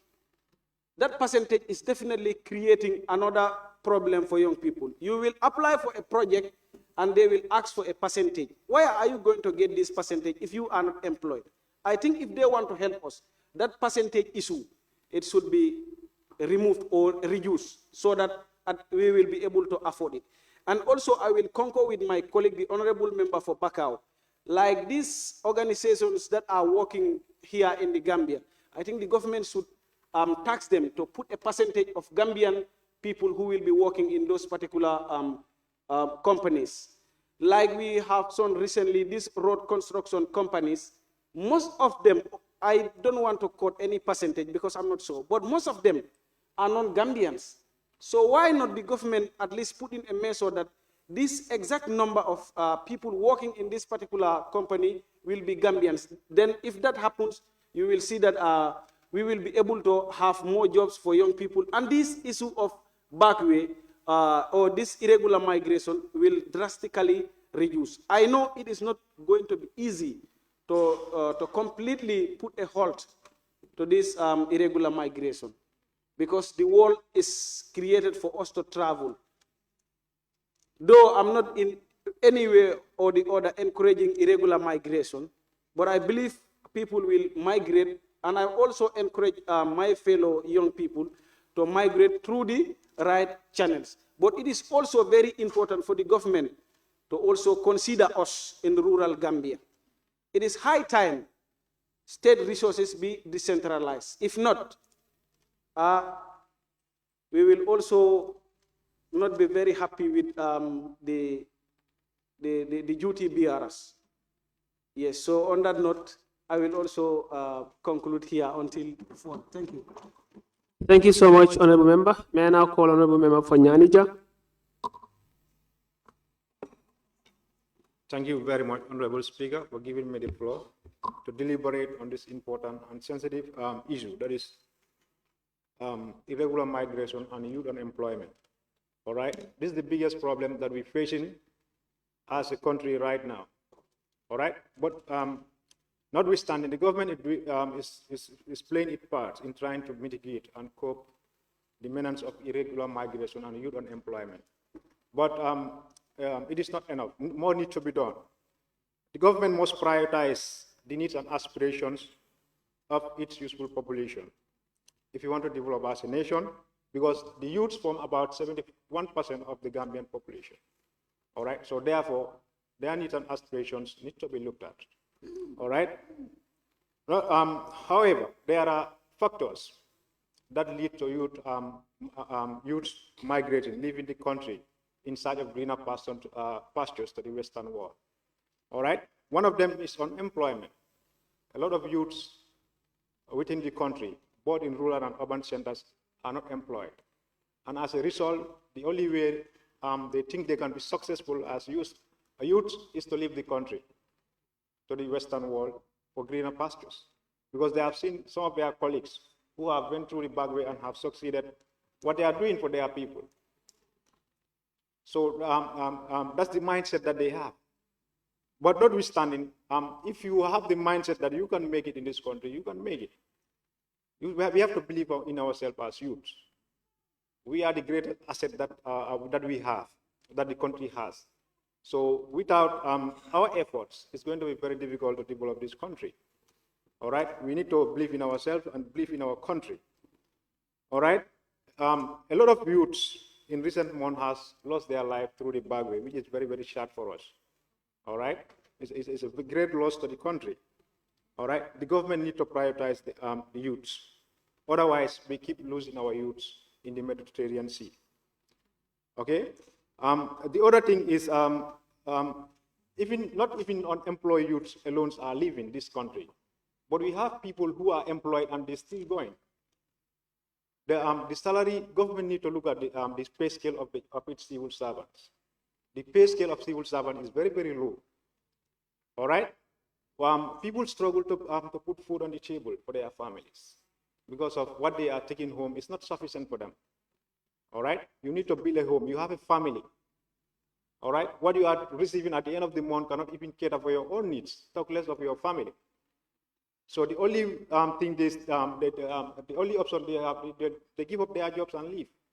So government need to come up with a pay scale that will suit the needs. All right, that will commensurate the local price market. Because if you look at what you are earning and the price in the market is too high. All right, there's a big gap. There's a big differences. All right, so they need to come up. Although the government has done its part, because with the coming of this present region, salaries have been increased twice. But notwithstanding, things need to be increased. All right, because what we are earning at the end of every month is very, very low. All right, especially low-income earners like the teachers, the police officers, the soldiers, the prison officers. All right, if they should tell you what they are taking home at the end of the month, it's unbelievable. All right, So those things need to be put into consideration. And another thing is the issue of retirement. In the Gambia, it has been a culture in our public institutions. When we reach our retirement age, we don't want to retire. We still want to go in for a contract. Thank you so much, other member. The time is up. Other members, I just want to remind you that you don't necessarily have to exhaust the entire 4 minutes. If you're able to put up your points in less than 4 minutes, it will be very appreciated. If you can do it in 2 minutes, fine. You don't. It's not by force that you have to exhaust the 4 minutes. Thank you so much. I will now call on a member for Nyamina Dankunko. Thank you, Honorable Speaker. This motion that we are talking about, youth employment and irregular migration, this is an issue which is affecting. Everybody here is affected, either directly or indirectly. So, as I said before, irregular migration can be only controlled if there is enough vocational centers and also employment. If we don't have this thing, I don't think whether this irregular migration we are going to control it. And there are causes of this irregular migration, which are one of them, low income and slow economic growth. Though other issues are employment, but the employment, what are they receiving? What are they taking home? This is a factor. Because you see how many teachers leave their job and went to Baku. How many police? Many, count them, there are many. Not they are not employed, they are employed, but what are they taking at home? Out of what they are receiving, if they pay their debt or if they buy a bag of rice, what are they giving with this money? What are they going to keep or what are they going to show after their retirement? So these are problems that is causing this irregular migration, sorry. And that need to be at least taken a step forward. And the other one is what? Limited employment opportunities and food insecurity. Food insecurity. I'm living with my friend. They have lunch, breakfast, everything. They are living at a comfortable home. I don't have it. I'm seeing my friend outside, what they are doing. That can lead me to leave whatever I am doing, to follow them, use irregular migration. So this needs to be tackled. If we have a better job opportunity and a better pay skills, I don't think whether we have many youths that are going to involve in this backward journey. And again, we said, how can we solve this? Most of this, we can, the government should have a good setting of tests on effective of different programs that are to support the youth. They have programs whereby they sensitize youth how to at least have something and stay in the country. We have here programs. I myself, I want to apply a project. Though I'm a civil servant, I'm a teacher, but my salary cannot sustain what I need. And I will reject it because I'm a civil servant. So you see, at least government should give them also policies whereby they should not segregate oneself. Because most of these youths, if they apply, they ask them a business certificate or entrepreneurship certificate. If you don't train someone and you expect that person to produce that certificate, the person don't have the money to pay for that certificate, you are still denying the person that opportunity. I think the government should also look at all those things. So these are issues that we will keep on repeating. We have, I think last sitting, we talked about it here. And even next sitting is going to be discussed here, because if policies are not made to at least support the young people, support the youth to get this access to these grants that YEP and other organizations are giving, I think we'll keep on repeating this, and people will continue going to this irregular migration, which we want to stop.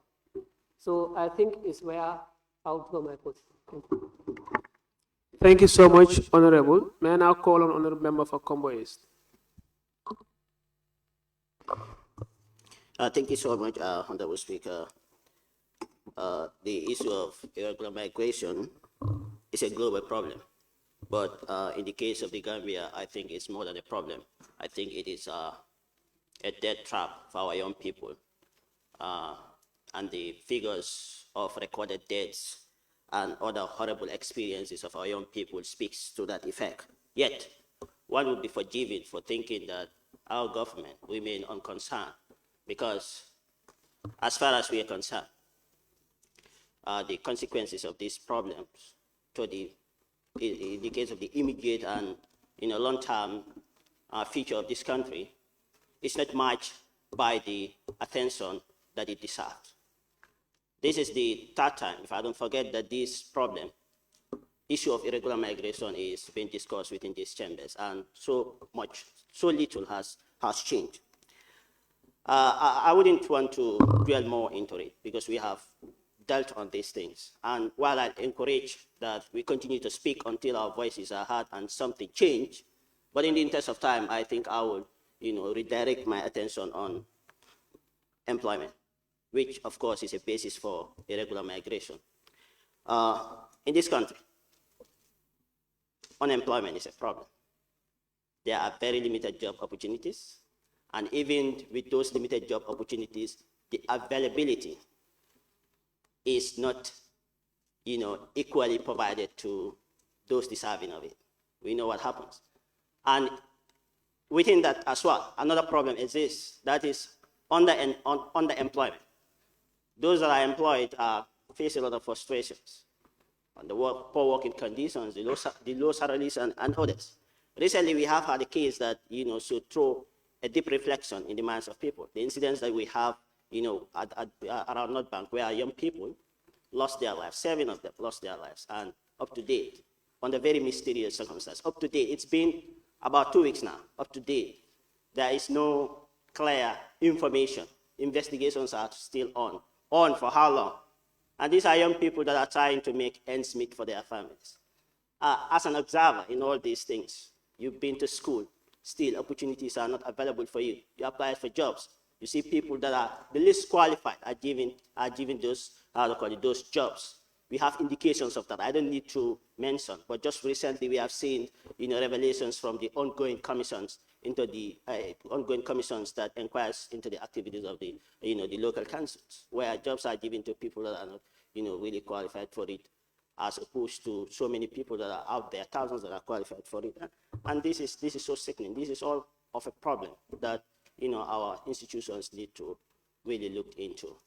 So as long as we don't check into these problems, as long as government don't take actions to make sure that jobs opportunities are available equally to people in their, in huge numbers, then migration will continue to be a problem, drug abuse, and so many other things, security challenges, and a lot of other issues.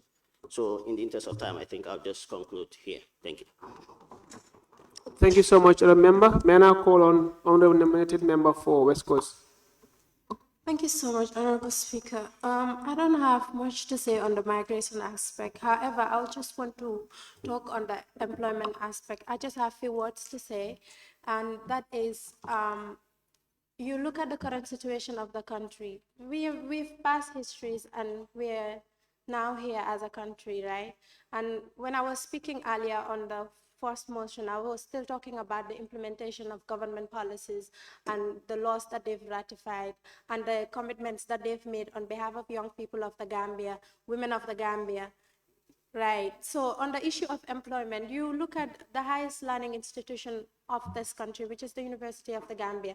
Individuals would go, because yesterday we debated here and we stated that people are paying so much to be in that institution, and other people equally are intelligent or are smart and could equally be there, but they are not there because they lack funding, scholarships, and means to actually be in that institution.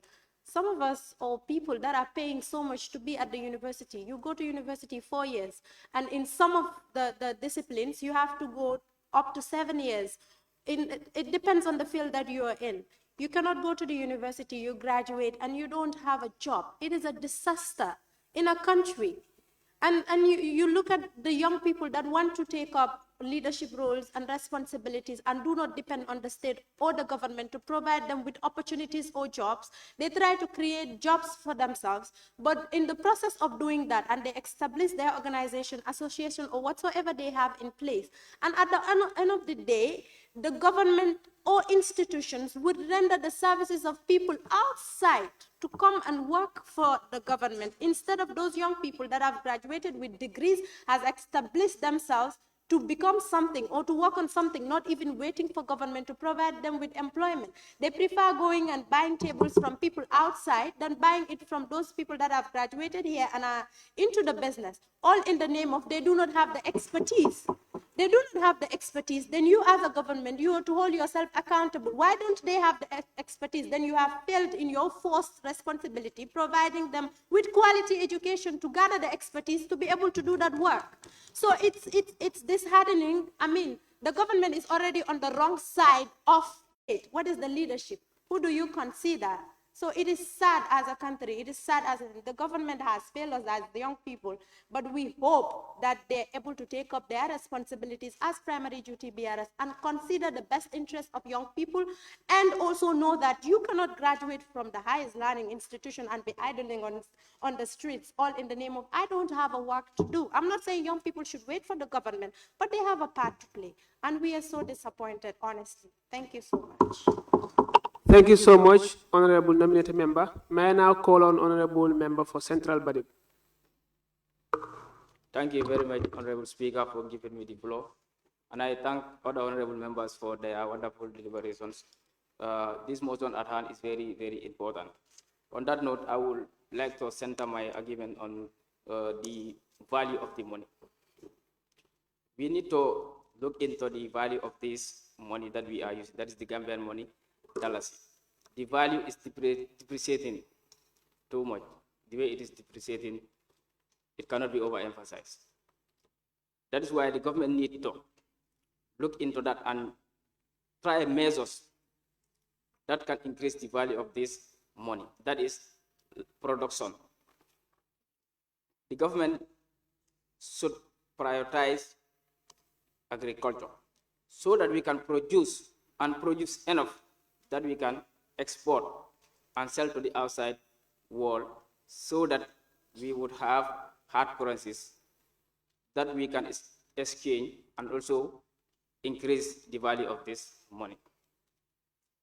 It's not only employment, open employment, that can make people or lead to people staying in the country to avoid this journey. But reasonable employment, that is a job that you can earn something that can take care of your family. If you look at the cost of living in the Gambia, it's expensive. If you have a job where you earn $10,000 or less than $10,000, you buy a bag of rice for $2,200. You want to buy oil and other ingredients, which means you will be a debtor, that is, you will be taking loans because your salary cannot sustain it. I would like this August Assembly, Honorable Speaker, to believe that if it was like in the teaching field, that is the salary is very low up to an extent that if there was nothing like GTU, CCU, it would have been very difficult for teachers to live in this country. I am a living member. I'm a teacher, and also I am working with GTU, CCU. If it was not GTU, CCU, then I would have lived this country through this power. Simply because what I earn alone cannot sustain my family, because the dependency ratio is too high. One person responsible for taking care of 20 people earning less than 15,000. It's going to be very difficult if it was not GTU. Now what we do is rob Peter people. Honorable Speaker, in this country, there is need for a reasonable employment. And if the country prioritizes agriculture, we can attain this for sure. Agriculture. With sensitization also, like Honorable, my neighbor here, is encouraging people through a platform to go in for agriculture.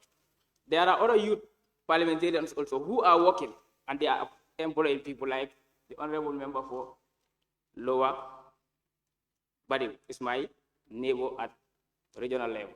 We know what we do, and then we do interact and we visit each other and we know what we are doing. Let us keep on advocating and talking about this agriculture so that the government can prioritize agriculture to be able to employ and reasonably employ the whole country. Thank you very much, Honorable Speaker. Thank you so much, Honorable Member. May I now call on Honorable Member for Kiang West? Thank you, Honorable Speaker. Well, it is very important as honorable members to discuss on this motion. That is the government role to take measures to enhance youth employment and curb irregular migration. And some of my points we have been saying. That is what are some of the causes of the youth irregular migrations. But Honorable Speaker, permit me to quote from the survey that was done by the Gambia Bureau of Statistics in 2018. And it says, between 2014 and 2019, about 40,000 young Gambians, including youth, migrate, travel through backway to Sahara Desert and Mediterranean Sea to Italy and Spain. This is a huge number compared to the Gambia population. And in the same year, 2014, Gambia is among the top 10 members countries who people migrate to irregular migration. Now, in 2016, we all know that there is a change of government. This number has decreased because people feel that we are going to have new Gambia, new hope, new destiny, and we'll have economic and social development. And in 2017, the number has dropped to 7,600. In 2018, it also dropped 4,500. But recent years, we have seen, we are patiently waiting, hoping for that new Gambia to occur, but nothing actually has happened. That's why the youth start migrating to embark on this irregular migration. And if you look at the National Youth Policy, it talks about the rural youth unemployment and unemployment. Fairly beautiful documents. I believe the way it is beautiful prepared, if at all it is beautiful implemented, therefore we have little to say to talk about the irregular migration. What I think the government should do is that to invest in education. But yesterday we debated here in that 2024 draft constitution, the government is trying to not to make the freedom of basic and secondary education not as a free for all Gambians. Muna be caring. Not no MRC Holland Foundation, most of the Gambia, most of the young people who have been in university who are not going to university. Yes, what the government is doing in terms of education. We have seen the president saying he has built a lot of the school, but luckily MRC Holland intervened to build a lot of school for the Gambians. And not only that, giving scholarship in terms of all skill training centers. We have seen in the Gambian College, they even give scholarship to people that are even studying agriculture. And we believe that agriculture is the backbone of this country. Secondly, I think the government what should have done is that to invest in agriculture. If you believe that this country is a youthful population, then therefore the government should. Thank you so much. I'm sorry, we are really out of time. Thank you, Honourable Member. No, sorry, I cannot. Thank you so much. You may assume your seat. I will now have Honourable Member for Birkama North.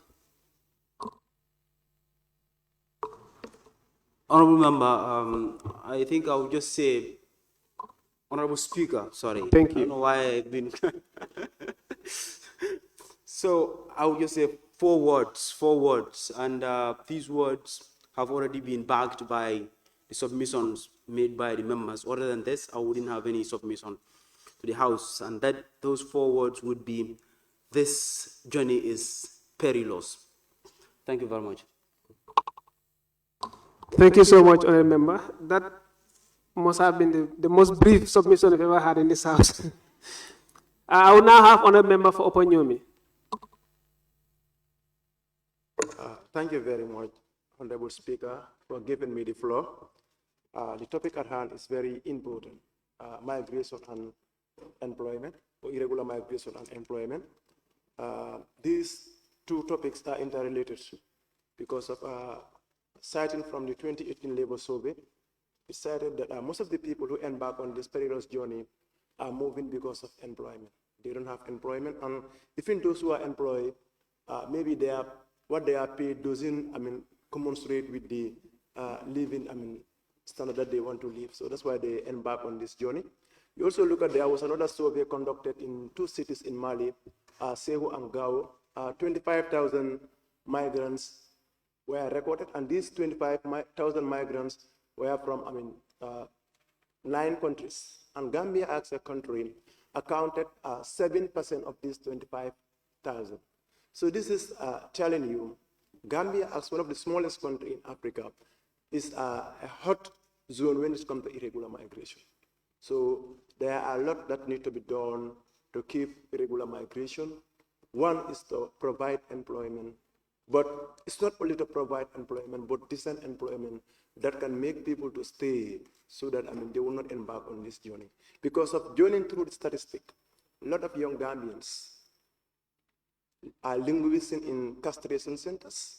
Some died and are buried in the Sahara Desert, despite we have some who reach Europe and they are helping their families with remittances. But that's not a justification our young people should embark on this perilous journey, because of the beauty of the garden lies in the variety of the flower. Similarly, for state to develop and realize our goal, the young people need to be pragmatic. The young people must be there. But we are enduring a lot of brain drain. Our young able-bodied men and women embark on this journey, they go to Europe. And we believe as a country, we can only develop through agriculture. So, are the old ones are going to embark on agriculture? I think the able young are the ones who should, embark on this so that they can put food on the table. But if they are discouraged, for example, you are a farmer, after cultivating your groundnut, the government will come and determine how much you are going to sell your groundnut. And you cannot determine how much the government is going to sell fertilizer. So it's a problem. So all these are factors that are affected. And if these factors are not redressed, obviously, people will continue to embark on this irregular migration. Despite migration is something that is a right, because of it's an ancient human phenomenon. People have to migrate. But we're saying to migrate on the right way, with documents or with correct documents. But that can only be done if... Point of observation. Yes, Honorable Member. Yes, I want to add just something to what he said about You want to add? On to what he said, No, sorry, Honorable Member. He said the government determined the price of groundnut. I am encouraging youths to go in for. Honorable Member, the point of observation. Sorry, I just said that. Please resume your seat. Resume your seat. Resume your seat, Honorable Member. Instead of youths going. Let me make it very clear. Point of observation is not for you to add anything to anyone's contribution. It is only if you want to make a clarification or you want to seek a clarification. You would have your own time to add whatever that you want to add. I hope that is very clear. Thank you. Please proceed. The government, you cannot determine, how much they are going to sell fertilizer, but they determine how much we are going to sell our, and that's discourage people from embarking into agriculture. So I think government need to be more proactive in providing employment for the young people, and also make sure that there is a market. And also, the educational system, either TVET centers, our university or tertiary institution need to prepare the learners for the job market.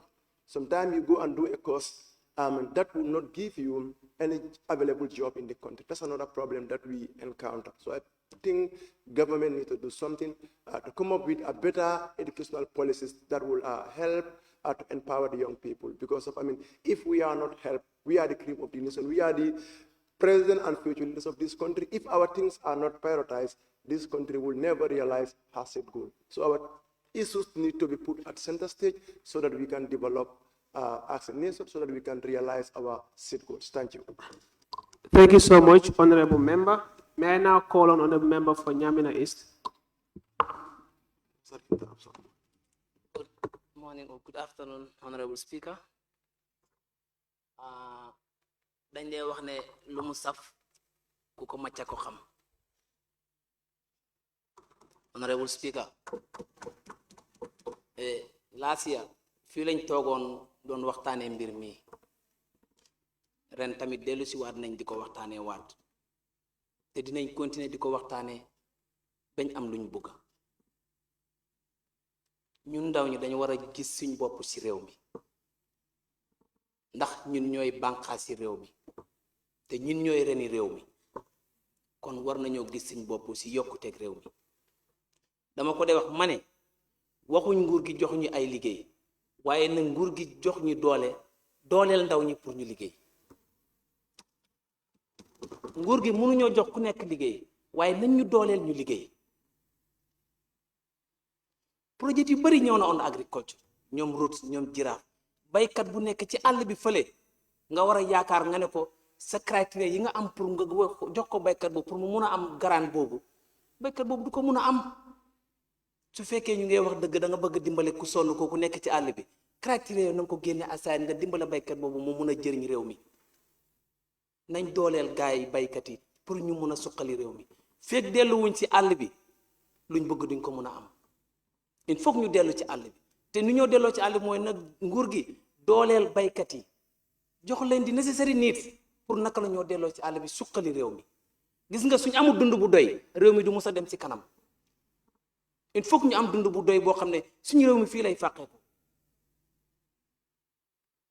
waaye nañ toog di wax government def na lii government seen achievement bi is very limited is very limited kon nañ gestu liggéeykat yi ndaw ñi ñu dooleel leen pour ñu am liggéey Tivek Center lañ fi waxtaanee woon depuis mu ñu teg xeer bu njëkk bi ba léegi dara nekkul fa in siyaaraat ñu def bloc bi ba tey dara. kon lan la ñoo joxee ndaw ñi yaakaar ñu jox la di la jox lu nekk dara du la laal dara du la okk loo bëgg ngay def loo bëgg ngay wax ba pare ñu la teg ci place xamuloo ñooñu ñooy kan ba tey te bu pare su ñuy wax ñu ne ndaw ñi ñooy traite to di nation suñ la óoluwutoon yaakaaruñ la duñ la teg ci place boobu de kon war nañoo gestu ñan ñoo leen teg ci place ndax bu taxutoon ak ñun ñoom duñ nekk ci place kon ku jiitu am na ku la jiital. beneen bi may wax mooy dama ko dee wax toujours man ndaas iya fii laa wax ma ne nañ ñu dooleel Tabaski bu paasee nii su ma la waxee ñaata xar laa jaay doo ko mun a gëm jógewul si poosi nguur jógewul si poosi keneen dañ try jéem ne ñun ñi dafa am lu ñu war a def te dañ war a nekk royukaay lii moo tax ñu jël suñu bopp def ne dañu war a def dara si réew mi moo tax ma ne nañ ñu dooleel su ma ruminant poultry farmers hey suñ ministre yaa ngi fi net allocate ministre si ñu allocate budget boo xam ne ni in every region ñu def fa centre boo xam ne ni dañoo process dañoo growth poultry ma ne waruñoo import legs yi in this country again we should not accept that anymore again in this country hey réew mi dafa tuuti neex naa dafa ndaw goo xam ne dafa neex a développe dañoo def ay stratégie yoo xam ne dañ ko développe within 10 years 5 years mën nañoo développe réew mi waaye lan moo tax mënuñoo développe réew mi ba tey what is that so my time has elapsed but lu ma bëggoon a wax bari na honorable speaker I submit. Jërëjëf waxtu baa gàtta I will now call on honorable member for Sandu. Thank you very much, honorable speaker. Jarama. Nuare Abaraka. Like last sitting also, these are some of the things that, we have been discussing. So I don't know if government, is hearing these words from the parliamentarians, the National Youth parliamentarians here. Because these are things that are very key factors that are affecting us, in the country, not only in my constituency. Last year, when I was here, I talked about unemployment that depends, areas rather. We have, education opportunity. I told you we have only one secondary school in my constituency. Yeah. So these training centers also are not there. We have to travel all the way from Sandu to other areas, in Basse and also in Como here. But if we have these things, it's going to help us in order for us to stay in our constituency to do our work with our family. We have another thing that unemployment can also cause dependence.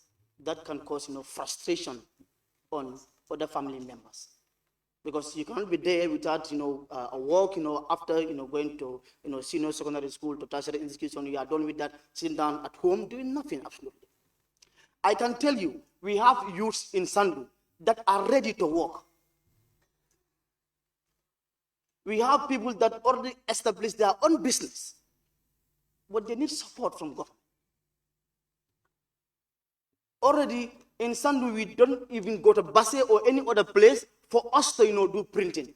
Printing is available in Sandu. We have people in Sandu that are also ventured in agriculture, this small ruminant, vegetables. But now, this vegetable that they are growing there, who is buying them? I said this year, the only place that we can go and sell is at Diabuku, or we ship them to Basse, and transportation become a problem. And the other thing is that also is affecting. Currently, we have two that I visited anyway, two gardens that is not covered by flood at the moment in my constituency. They are farmers. What is the next target for them now if the crops are all covered with water, flood? Now they are doing, harvesting, it's a force on them to do harvesting. If not, the crops there will spoil, especially the cassava that they are doing now. It's affecting them seriously. Looking at the other end of it, the sports also, they are developing. We are on that, the government need to support us on that, so that at least we have, people that are going to represent us in our national level. This debate area that I'm talking about, that can be very, important for them to have them in our constituency. Because not everybody we believe in can sit in office. You can't all sit in office. So that is why it's important when these recreational, trainings are done, they help them to empower them in order for them to have something to stand out and feed their family. If not, the irregular migration will not stop. So I'm urging everyone, the government, the donors, to help us to support these areas in my constituency. And also, thank you so much, Honorable Member. May I now call on Honorable Member for Fonyi Councillor? Thank you very much, Honorable Speaker. And thank you very much, the clerk. This time, you've done a good job by getting my name on the list. I wanted to make my submission on the first event, but then I was not given the opportunity. All right, I want to make my submission on migration and on employment, which is going to be centered on the youth. Before I dwell on this, I want to make a quotation from a research that was done by Gambia Bureau of Statistics, GBOS, in the year 2018. According to the research, in the year 2018, they said 22,948 people migrated from the Gambia to Europe. And in these 22,948, 21,294, they all said they leave the Gambia because they are unemployed. Now, if you look at this, and you look at our country as the Gambia, we said over 75% of our population is a combination of the youth and young people, if you look at it.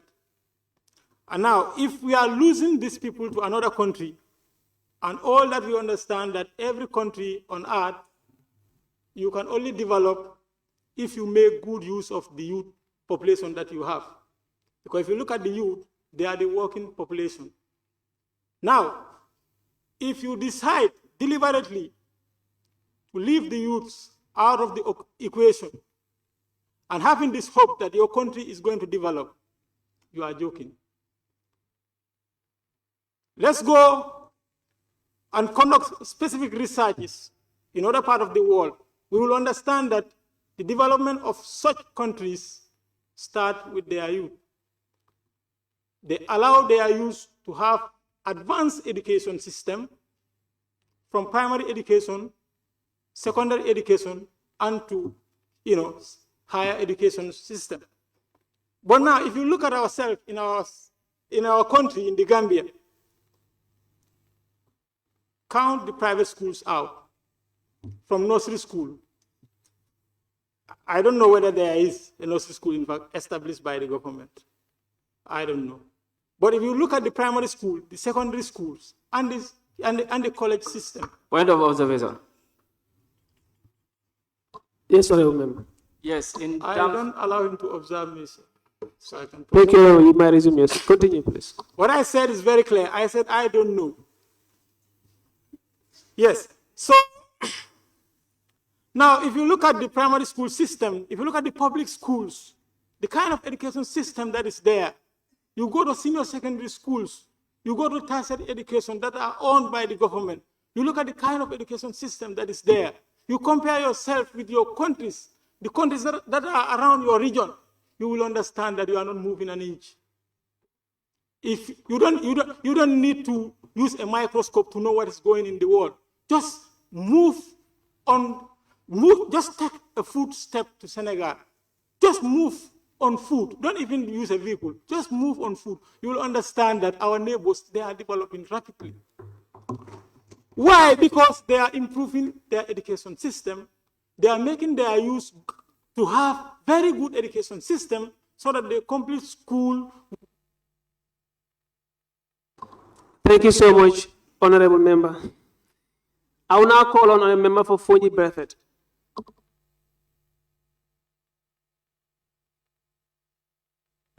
Thank you very much, Honorable Speaker, for giving me the floor. So what we are discussing currently is an issue that is profoundly affecting our country as the Gambia, and as we delve into this critical discourse, we are not only looking at youth employment as economic necessity, but also it is very much important because when this issue continues to affect us, then we will have a situation whereby we will have brain drain. Because potential people that can become innovators, potential people that can make this country a better place will be leaving. And now, with all of this that we are discussing on, according to World Bank report, 35% of young people are unemployed in the Gambia here. And we know over 50% of the population of the Gambia consists of the young people. Now, if 35% of those people aren't working, what are we saying? Then it means they need to move to other areas where they will have greener pasture. And that is why some of these young people also are using this perilous journey to go and then look for a greener pasture where they can be able to put something on their family. Now, measures that which we can be able to put in place to ensure this is scope. When we look at, let's say, the judicial system, will disappoint. You are receiving huge amount of money. Yesterday, you brought the judiciary bill. And then now we have others that are working, and every month they are paid 3,000. Some are paid 5,000. Now let's imagine, bag of rice is how much? 2,250.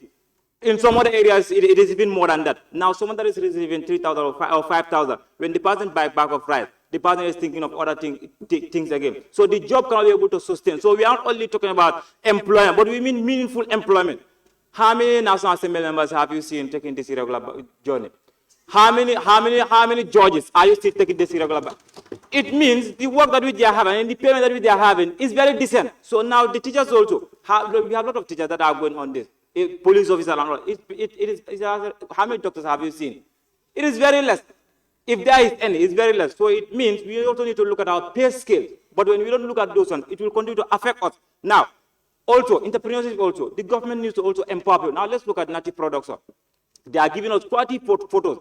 If they are also empowered, given quality gadgets, none of them will want to go out. So some of this need to be done. And also, in regards to agriculture also, we have Honorable Manjang and others, including myself, who are great farmers. Now, when we are empowered, we will be able to feed this country. So agriculture is the backbone of the country. But now when you even look at the budget that is allocated to agriculture, it's very, very small. You look at the office of the president, receive very high amount.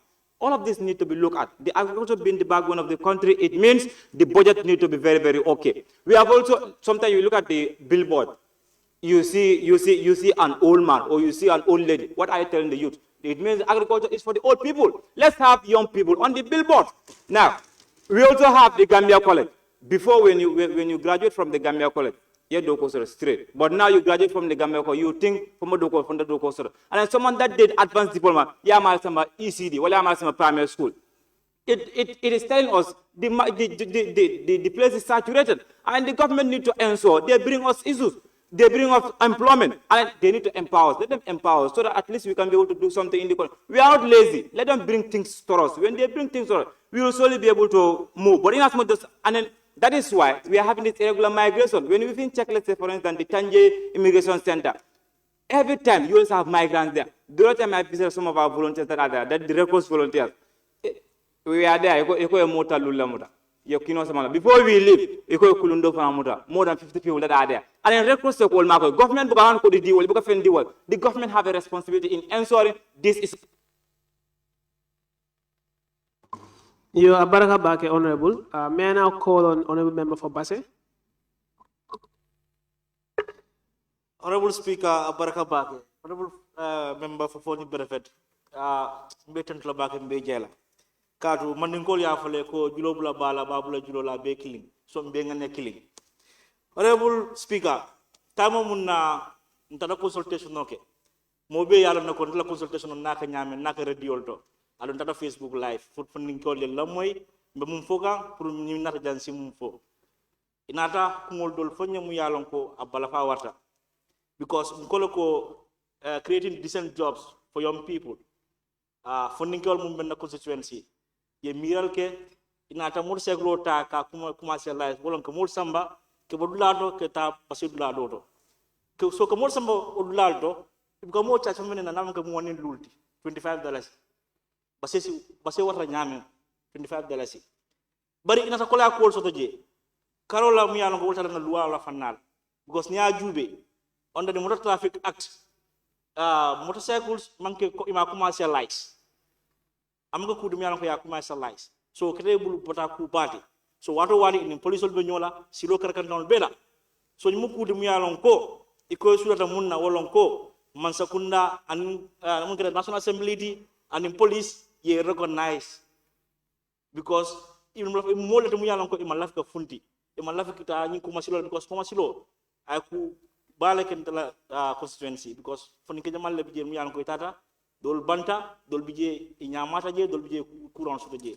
so kamala wala ken na indi sen job so create pour que dogo ke basse an ke basse kol ma ko ke transportation no kata ka sonandi honorable speaker ni ajube ministry of youth and sport iko they are empowering youth employment ani awareness raising ni da ajube ndefam bunda munto munketa the president international award ne skills program so dol mu yalon ko ke foninkol makoy ki fanala mu yalon ko ke mburo dada so ban nya jube foninka jolle opportunity so pour kina kombo jang pour ko skill ta ka kara a kolya bakele comme ko honorable member do ya fa nyami basse skill sanda kilina bi jam yan ko is functional adu wo SOS le tam so amanga foninkol be dum yalon ko basse access to pour kita woto dol bi je ko bana fa siara e kina school to but keste glasoto problem oti so me masakunda dan la hanis sai ye muru other regions kongo do ya fanya men dro la do bije foundation da men la man loro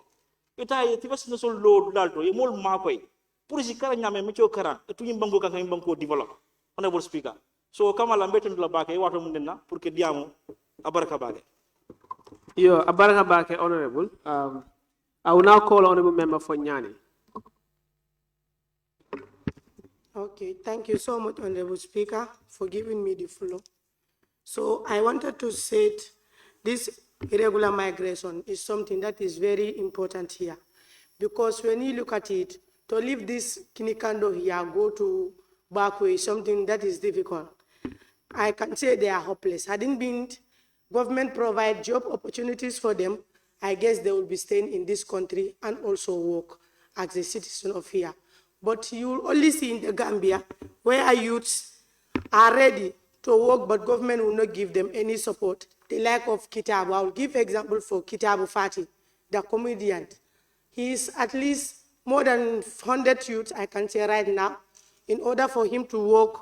But last time I was viewing one of his interview with Kerefatu, he said he severally go to Minister of this tourism and culture, if I'm right, to need support there or to seek support, but they go several times, they do not give them any support.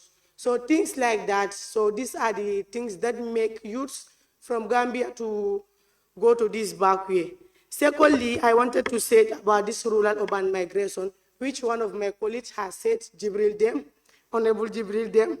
So I wonder at times when there is no any training center in the entire CRR. At times, if you don't have any relatives in Combo, it will be difficult for you to come and learn those skills. And not everyone have opportunity to go to school. So some people must go to these training schools. But if you do not have any training school, it will be difficult. And if you don't have any relative to come and stay in Combo. So, and we are all paying tax. Point of observation. Yes, honorable member. Do you accept? Proceed. I said point of observation. She accepted, that's why she sat down. Okay. I don't have time, please.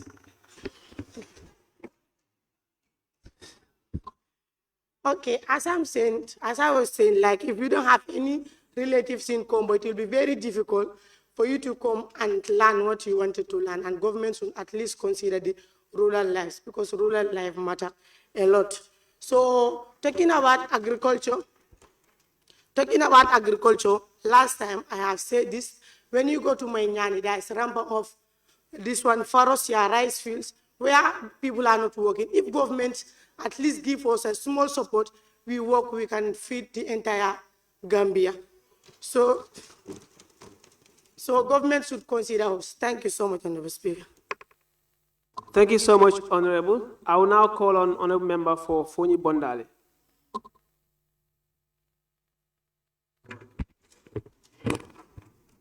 Long live Mother Gambia. Long live the youth of the nation. Power to the youth. Honorable Speaker, I thank my mom and Yep for keeping me in this country. As a trained tailor, a photographer, a graphic designer, a handcraft designer, a video editor, it's sometimes sad to be in such a country like the Gambia. One thing I believe in is, hey, alnga bula kamera ko mo bebe sila official kon. I seated for 3 years after grade 12. The society was terming me as a foolish person. That is why I represent the ghetto all the time. I never smoke, I never do whatsoever. But my concentration was passion and faith. Passion and faith. It's passion that keeps me going. And it's passion that will keep me in this country. I have the belief that in this country we can do it. Yes. Give us the rightful material for us to change the narratives of this country. We can do it, my brother.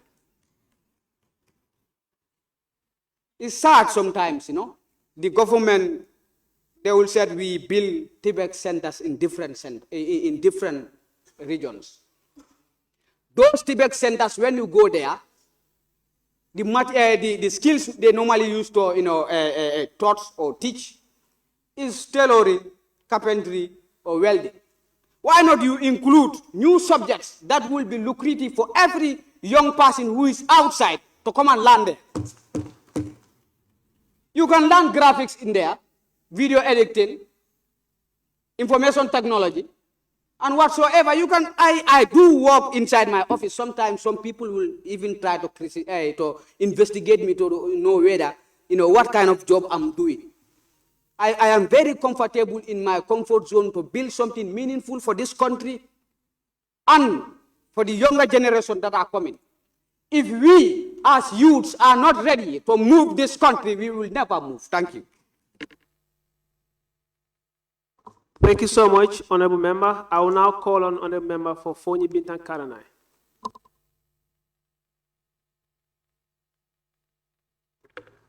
Good afternoon, Honorable Speaker. I would like to summarize my work, that is my submission, to be most precise on the consultation that I have made with the young people of Fonyi Bintan Karanai. One of the things based on the motion about the youth employment and irregular migration. If you look at migration, first that we are going to look at, irregular migration, it has two components. That's the pull and push factors. So the pull aspect, where we have the remittance from those successful young people who venture into the journey. When they start sending in remittance to their people back home, that pulls too many young people to venture into the journey. Also, we have visible social and professional opportunities for those successful young people who have left us here and moved into those areas in Europe or other blissful countries, have successfully ventured into professional careers that that many young people who are here are all yearning to have the similar thing. You will see part of the pull factor still is education. I have clear example from our district. There are young people who they are dropped out from here. But once they move into this perilous journey and they successfully enter Italy, two people who are already been adopted, they are put into schooling system, and now they are doing very well, and then even become professional teachers in those areas, teaching language. So the push factors, lack of job opportunities, we all know. There are jobs, but meaningful jobs, as my other parliamentarians have mentioned. So these are very key. The government and stakeholders should ensure that we revise the labor policy to ensure that it suits the workforce. Because going in for a job, at the end of the month, you will not be able to sustain yourself with the remuneration given to you. It's still the same as not having it. In my district, that's my constituency, the young people have aimed to venture into sports. We have a group in our constituency that is referred to as the Concerned Citizen of Sibano. This group ventured into land banking, trying to acquire land that could be used for the development of young people. There is already a big space that has been allocated, which is intended to be used for mini stadium or multi-purpose center for young people. But until today, there is no fund allocation for it. We have knocked several doors. I will thank the Minister of Youth for giving us some token, about 100,000 that we started to clear the area. But unfortunately, the cost of the bulldozer is very high. It has consumed the whole money that has been given to us. Now, we are calling out on partners who will partner with us, the youth of Fonyi Bintan Karanai, and also the sport committee of Fonyi Bintan plus the football committee, so that we can develop this area.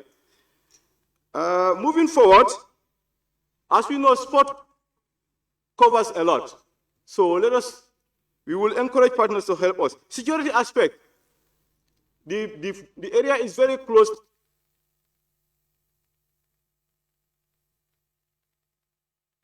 Thank you so much, Honorable Member. I will now call on Honorable Member for Eliasa.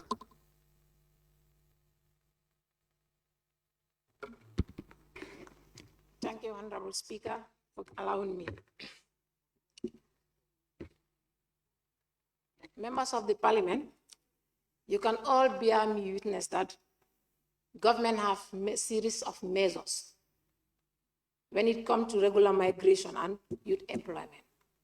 But I would love to bring out few points. Education and skill development, vocational training programs, access to vocational schools and training centers for youths to equip themselves with marketable skills, example, tailoring and local job markets. Curriculum reform. Our educational system needs to be reformed. Proper update should be done in educational system. Skill related to curriculum economics, such as digital literacy, entrepreneurship, and so on. Awareness campaign and community engagements. All those are measures. If they are taken by government, if they are taken by government, employment and irregular migration will be good. Evaluation and monitoring. Data collections of youth employment. If government engage themselves in data collection in various regions concerning about employment, a lot will be eradicated. Entrepreneurship supports access to funding, establishment of grants, loans, and financial supports. Youth entrepreneurship, such as business owners, youth should try and own their own business. If government include that, that also is another point to eradicate irregular migration. Labor market information, job matching skills, job marking system, develop platforms where youths can connect with jobs, opportunities, including online or job owners, and so on. I respect. Thank you so much, Honorable Member. May I now call on Honorable Member for Lower Nyomi?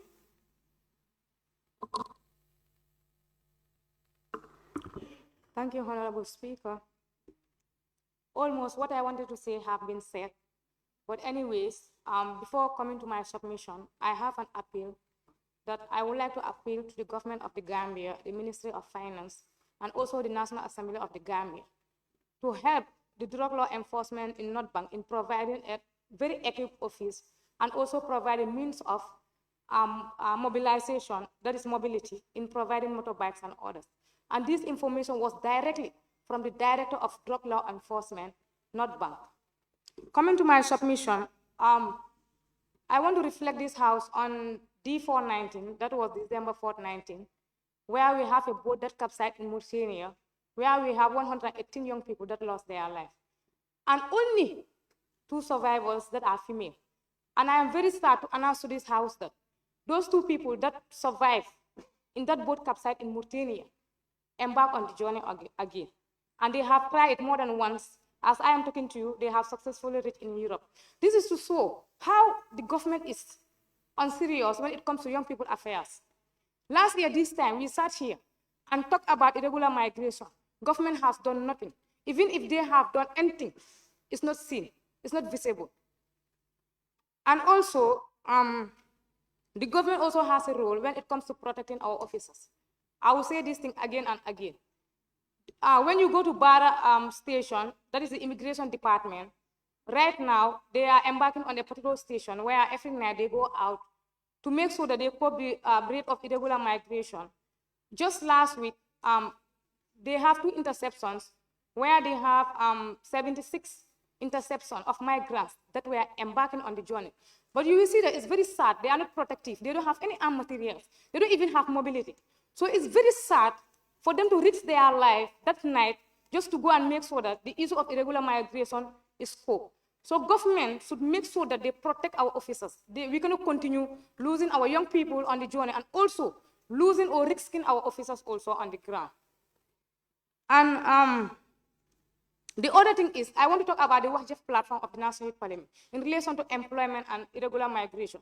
We have a WAHJEF platform. It was popularized and some of us knew about it. We have some of these promises made by our politicians. I think it should be our responsibility as young people to make good use of those WAHJEF platforms, to hold our leaders accountable to some of the campaign promises that they made to us. Power belongs to us, the young people, because we carry over half of the Gambia population. Over 70% of the population are young people. So it's time for us to make sure that our voices are heard. It's time for us to make sure that our demands are met. Election is approaching. This is the only time that we have to make sure that our voices are heard. Let's come up with the things that we want. We tell them, this is what we want, and if you are not doing it, we are not voting in for you. And in as much as we continue to vote in for the right people, we will never and ever change the narrative. So in short, let's make good use of this election that is coming. Let us bring our demand. Let us tell them that we want the draft constitution back. Because the moment we have the 2024 draft constitution, most of these issues are going to be addressed. Let them bring us the draft constitution. And the other thing that I want to say is that I want to appeal to the National Assembly of the Gambia to make the National Youth Parliament as an act of parliament, and also to consider the National Youth Parliament when it comes to budgeting. Because National Youth Parliament is doing a lot in complementing government efforts. National Youth Parliament, before they sit here, they make sure that they consult their people, meet their people, and know the problems of their people. Some of the National Assembly members in this house are not doing anything like that. So obviously, the government has to take the National Youth Parliament as a serious thing. Thank you so much, Honorable. May I now call on Honorable Member for Kantora? Thank you very much, Honorable Speaker. I know much have been shared, and I just want to speak in the context of my own experience and the constituency that I am representing here. Irregular migration, I have not embarked on it, but it is something that has affected me personally. Because growing up, I used to belong to a large circle, means large friends.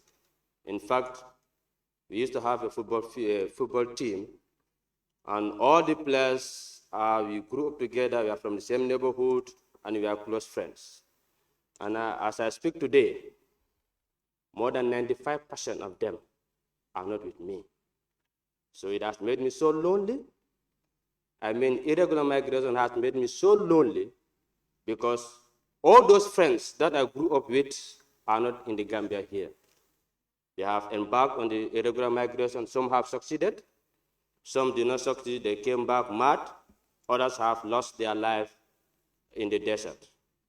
And it is very sad to go through this experience. And the number one leading cause is because when we graduated from high school, let me tell you, it's only 3 of us out of close to 15.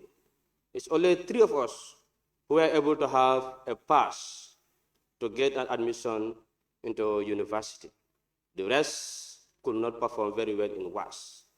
This to show you the level of performance of students from the region that I come from. Because there, schools are available, but sometimes getting top-notch teachers to teach students, to prepare them for WAS exams is very difficult. Because most of the good teachers, if they are posted in that area, they refuse to go. So unless we have a change so that we cater for the next generation. Because like I was saying, these youths that have gone, my friends, because when we graduated, they could not go to the college. Some of them could not go even to learn skills. They took the back way. And please, I'm appealing to the government. Like the Honorable Member for Basse said, in the whole of URR, we have only one skills center. And that skills center is being operated by SOS. The government has not done anything for us. The constituency that I come from, we know that if you come to performance in the WAS exams, we are mostly affected. Early marriage is also another issue that is affecting our people from graduating from school so that they can be employable. And also the high school dropout rate in my constituency. So please, my appeal is for the government to consider us more than those in the urban area. Because in the urban areas, we have good schools, people graduate with good results, they can go to the university, acquire good degrees, from there they can be employable. But most of us there, when we graduate, if we have access to skill centers, at least that will help to reduce the number that will embark on this irregular migration. Thank you very much. Thank you so much, Honorable Member. May I now call on Honorable Member for Upper Flood West. Thank you so much, Honorable Speaker.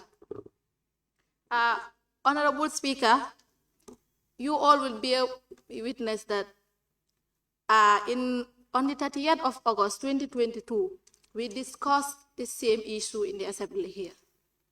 On the 31st of October 2023, we also discussed this issue. And today, on the 29th of October, we are still here discussing the issue of irregular migration and unemployment among young people. So this is a signal that the government, it's high time that the government listen to us as young people of the country. Honorable Speaker, I would like to also elaborate on the issue of TVET centers, even though other members already mentioned it. But I also conducted my constituency consultation on the 28th of September. And one of the challenges that young people of my constituency brought up was the issue of TVET centers, that is Technical Vocational Education Training Centers in the country. Some time ago, about 1 year, when we discussed about the issue of TVET centers being decentralized across the country, we've seen a press release from, I think, the Ministry of Higher Education, stating that they are going to establish technical and vocational education training centers across all regions in the country. But as said by other honorable members from my region, Central River region, as I speak, we are still yet to have a tech TVET center in the region. And we all know that Central River region is one of the biggest regions, provincial regions in the country. So it is high time that the government try to fulfill its promise that they made to us by decentralizing the issue of technical and vocational training centers across all regions in the country. Because after all, we all have equal rights in this country. Another thing is, Honorable Speaker, during my constituency consultation, young people of Upper Flodu brought up issues. That is, one of the issues they said was, even if there are projects in the constituency, some of government officials will use nepotism and favorism in bringing their own people, their own family members or close relatives to go to the provincial Gambia and implement that project, which is meant for young people. And they will still go to the internet and say, we implemented this project in CRR or in this region, while they already excluded young people of that region. So my plea to the government is going to be, if there are any other projects that they want to implement in the provincial Gambia, instead of bringing young people from the Combo here or from other regions, let them take young people, recruit young people from those regions in order to implement those projects. Honorable Speaker, another measure that the government can take is to consider providing incentives for businesses that hire young workers, such as tax breaks and subsidies. If the government try to provide these incentives for these organizations, because we all know that it is the responsibility of the government to provide us with some of these things.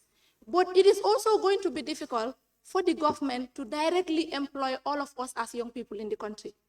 But providing subsidies, providing incentives for businesses that hire young workers will encourage those businesses and even other businesses that are not doing the same to do it in order to reduce the unemployment level in the country. Thank you so much, Honorable. Sorry. We're very tight for this particular session. You might want to, please. Sorry. Okay. Thank you so much, Honorable. I wish I could. I will now call on a member for Jara Central.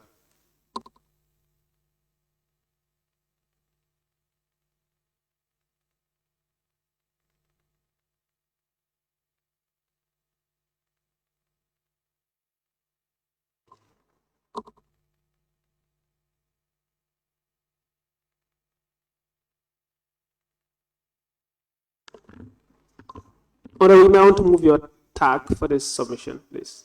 Thank you.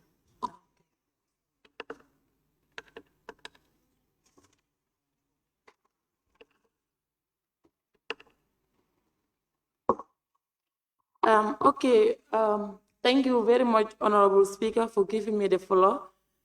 I'm also going to state my statements concerning about the enhancing youth employment and then cope irregular migration.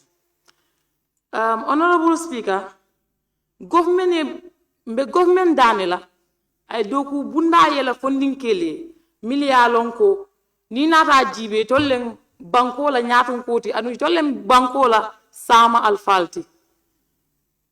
Honorable Speaker, in consultation to my own district, which is Jara Central constituency, ila batada follow ye min fo nyewolanko ni nata jibe Jara Central mume be school killing, which is senior sector odamale be Jara Central kon.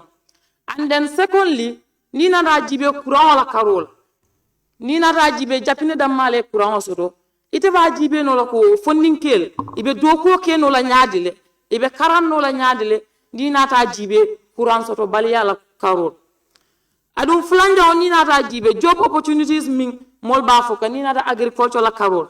Jara Center, they are among the best farmers ni nata jibe Jara Center, but ika doko kele awafrinya le kana money. Even I myself personally ndapa mbe diam kan I'm a farmer. And the Nina Rajibe, the entire parliament na farmer work tatil. But we will do contribution on this one, watermelon. Nina Rajibe watermelon mi molka wafi, abuka tambi, talul, dinkiling nyaja ka warala, but dalul ika sawol. Honorable Speaker, iti udla jibe. Ndolming ika bata yeseno ke foye pare at the end, ibuka na offense uroji. Ofana munna bata adari Nina Rajibe, Jara Central la Karol. Regarding to the irregular migration, Nina Rajibe Jara Central la funding ke jama yin silo tale kata bagwe. But I funding ke jama le to me because dol fata yin silo la dol futata imurta nang ibe nyamari. Odulai barafa kusi bakele Nina Jara Central la constituency na karo jibe. Mbe government danila and then ila my recommendation toward government is to create more job opportunity to the rural areas, especially my Jara Central constituency. And then secondly, to increase salaries. Nina Rajibi, nin tichol. Teacher yala followta. Adun teacher yala fanambe laban. But Nina Rajibi, tichol la salary be doyar in Gambia. Adun tichol li bitaka ni irregular migration. Katani bagwe silola. Amam me fang teacher do lose tala life la about this irregular migration. Abalfa warta bakel. Government nyanda ko dula jibi. Nina Rajibi agriculture, we are lack of equipped materials. Because it for a moleko ngamuru kunkoto without having insufficient materials for agriculture.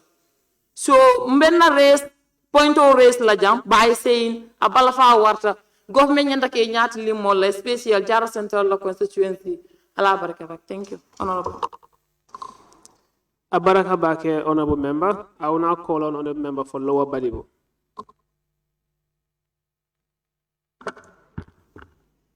Thank you so much, Honorable Speaker.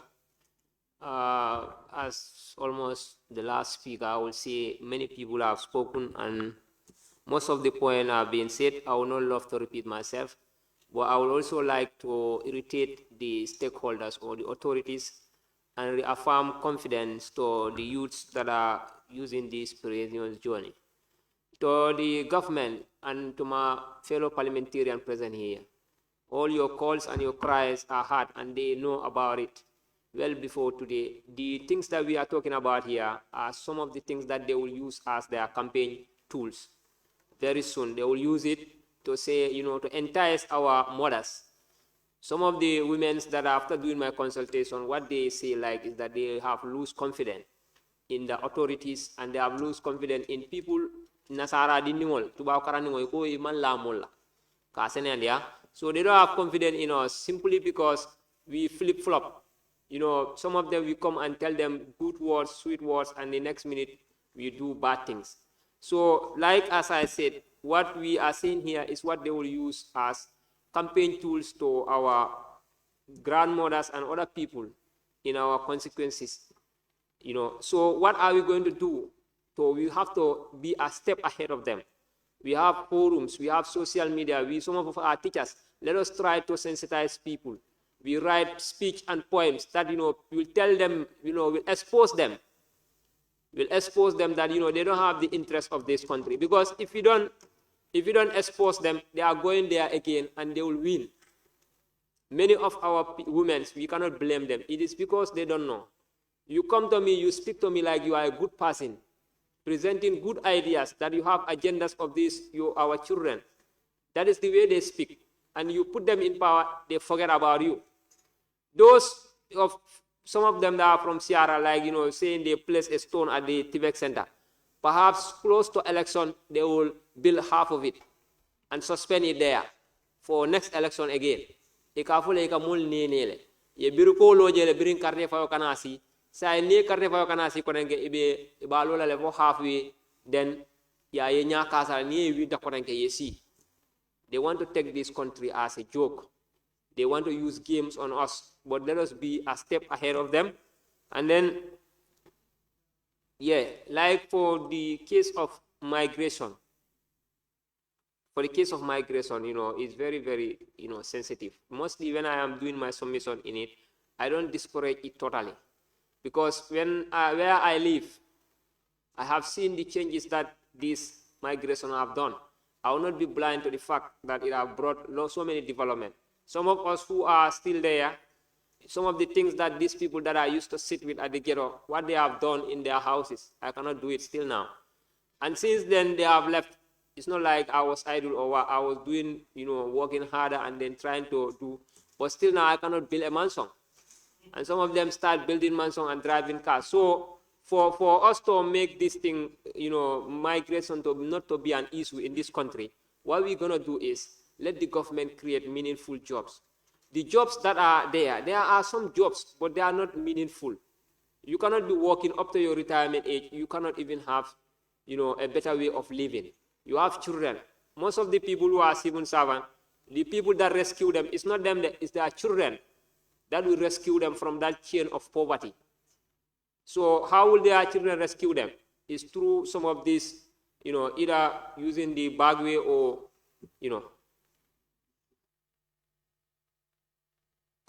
Thank you so much, Honorable Member. I will now call on Honorable Deputy Speaker. Thank you very much, Honorable Speaker. Of course, we are deliberating today on a very complex issue, which is migration. As you know, the National Youth Parliament do embark on advocacy and sensitization.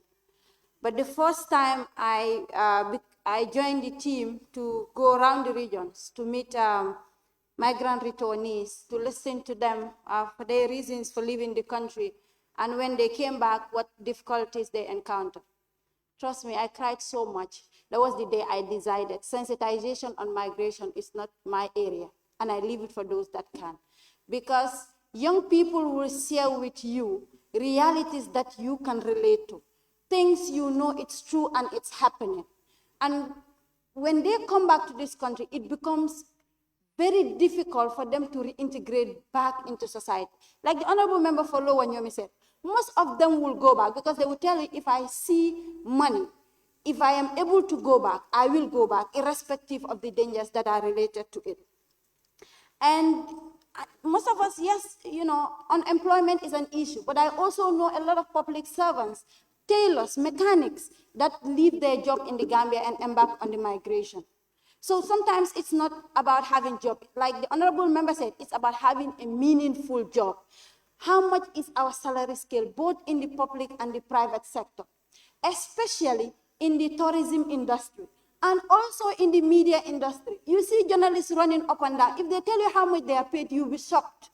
You go to restaurants and bars and, and hotels in the country, and when you're told how much these young people are paid, you'll be shocked. So I think as a country, it's time we introduce minimum wage. I know every time we advocate for this government, we said, if we introduce minimum wage, somebody who was able to employ 10 will now employ 5 because he is not. But yes, we rather have 5 that are able to work and provide for themselves and their families than 10 that wake up every day, go to work and come back, and at the end of the day, they're not even able to provide something extra than breakfast and transport. The other thing, Honorable Speaker, is poverty and the high dependency rate in this country is also a driving factor for migration. However, if what we have on education in the draft gazette, the draft gazetted Constitution 2024 comes to pass in Parliament as it is, we will see worse. Because families are suffering from poverty, there is high dependency rate, parents cannot afford education. And now if the state do not fund secondary education, we will see a high rate of dropout, which might contribute to even higher rates of irregular migration. And I think today, as we are in this house, we will advocate to National Assembly members, if that bill is placed before them in Parliament, let them not even risk having that clause passed for the government to remove free secondary education from the Constitution when it comes into Parliament as a bill. The last thing I will speak on, Honorable Speaker, is the issue of youth, the youth share of the budget. A lot of times we see the budget allocation to the Ministry of Youth and Sport is only able to pay the staffs at the Ministry of Youth and Sport. Apart from that, the ministry cannot do anything more on programs geared towards young people. It relies on donors and partners to ensure some of these programs are done. And most of the time we are told, your budgets are cross-cutting in other ministries. This year, as young people, what we are advocating for from our National Assembly members and from the Ministry of Finance is for them to be able to be established to us how many percentage is that cross-cutting budget in all the ministries. If all what we have in ministries, if you accumulate it. Thank you so much, Honorable Deputy Speaker. May I now call on Honorable Member for Sabah Sanjal. Assalamu alaikum, Honorable Speaker. Youths are the lifeblood of every development country. And then fognane Gambia fu mu nekk nii wara na ñi nga xamante ni ñoo ñu fa toogal ñu bàyyi ronga ñi baado la ñu ñëw siimee seen cere yi du day yomba trop because man mii di wax ak yéen dama koy clear tey Sabax Sanjal laa nekk di fi toogal wante dinaa tënk suma wax ji si ñaari mbir mu nekk si wàllum agriculture di gàncax gi ak mu nekk si li nga xamante ni moo nekk sport naka la ñoo mun a def ba gis ne enhance neen youth employment and then cope neen li ñoo wax irregular migration si biir Gambia din ko mun a dàq mukk feek ki nga xamante ni mu ñu toogal si Ministry of Agriculture séentuwut wala gëstowut baykat yi ñu ne ñu toog si réew mi loolu la ñoo wax neen toog si réew mi ba tekkee fi ñëw ñu ne toog fi tekkee fi wallahi toog fi taxut a tekki waaye dam tamit taxut a tekki waaye léegi dam wolof mu ne lekkati kete naxuti bay de su ma ne diw toogal naa isi si loo jàpp waaye diw toogal joxuma la dara waaye damay dam de and then man mii di wax ak yéen victime la man attempté naa baag wi wante àndandoor moo ma si génne dama teel a ñàkk bàyyi teel a ñàkk yaay wante man li ma gëm yaakaaruma politicien bu ma ñëw jox yaakaaruma nguur gu ma ñëw defal man li ma gëm mooy liggéey man li ma gëm mooy fekk maa ngi ànd ak suma xel ak suma sago naa liggéey ñàkk man gëm naa ne gis nga Gambia bi nekk nii mun naa change someday somehow somewhere and then that time is coming. Man dama love agriculture trop.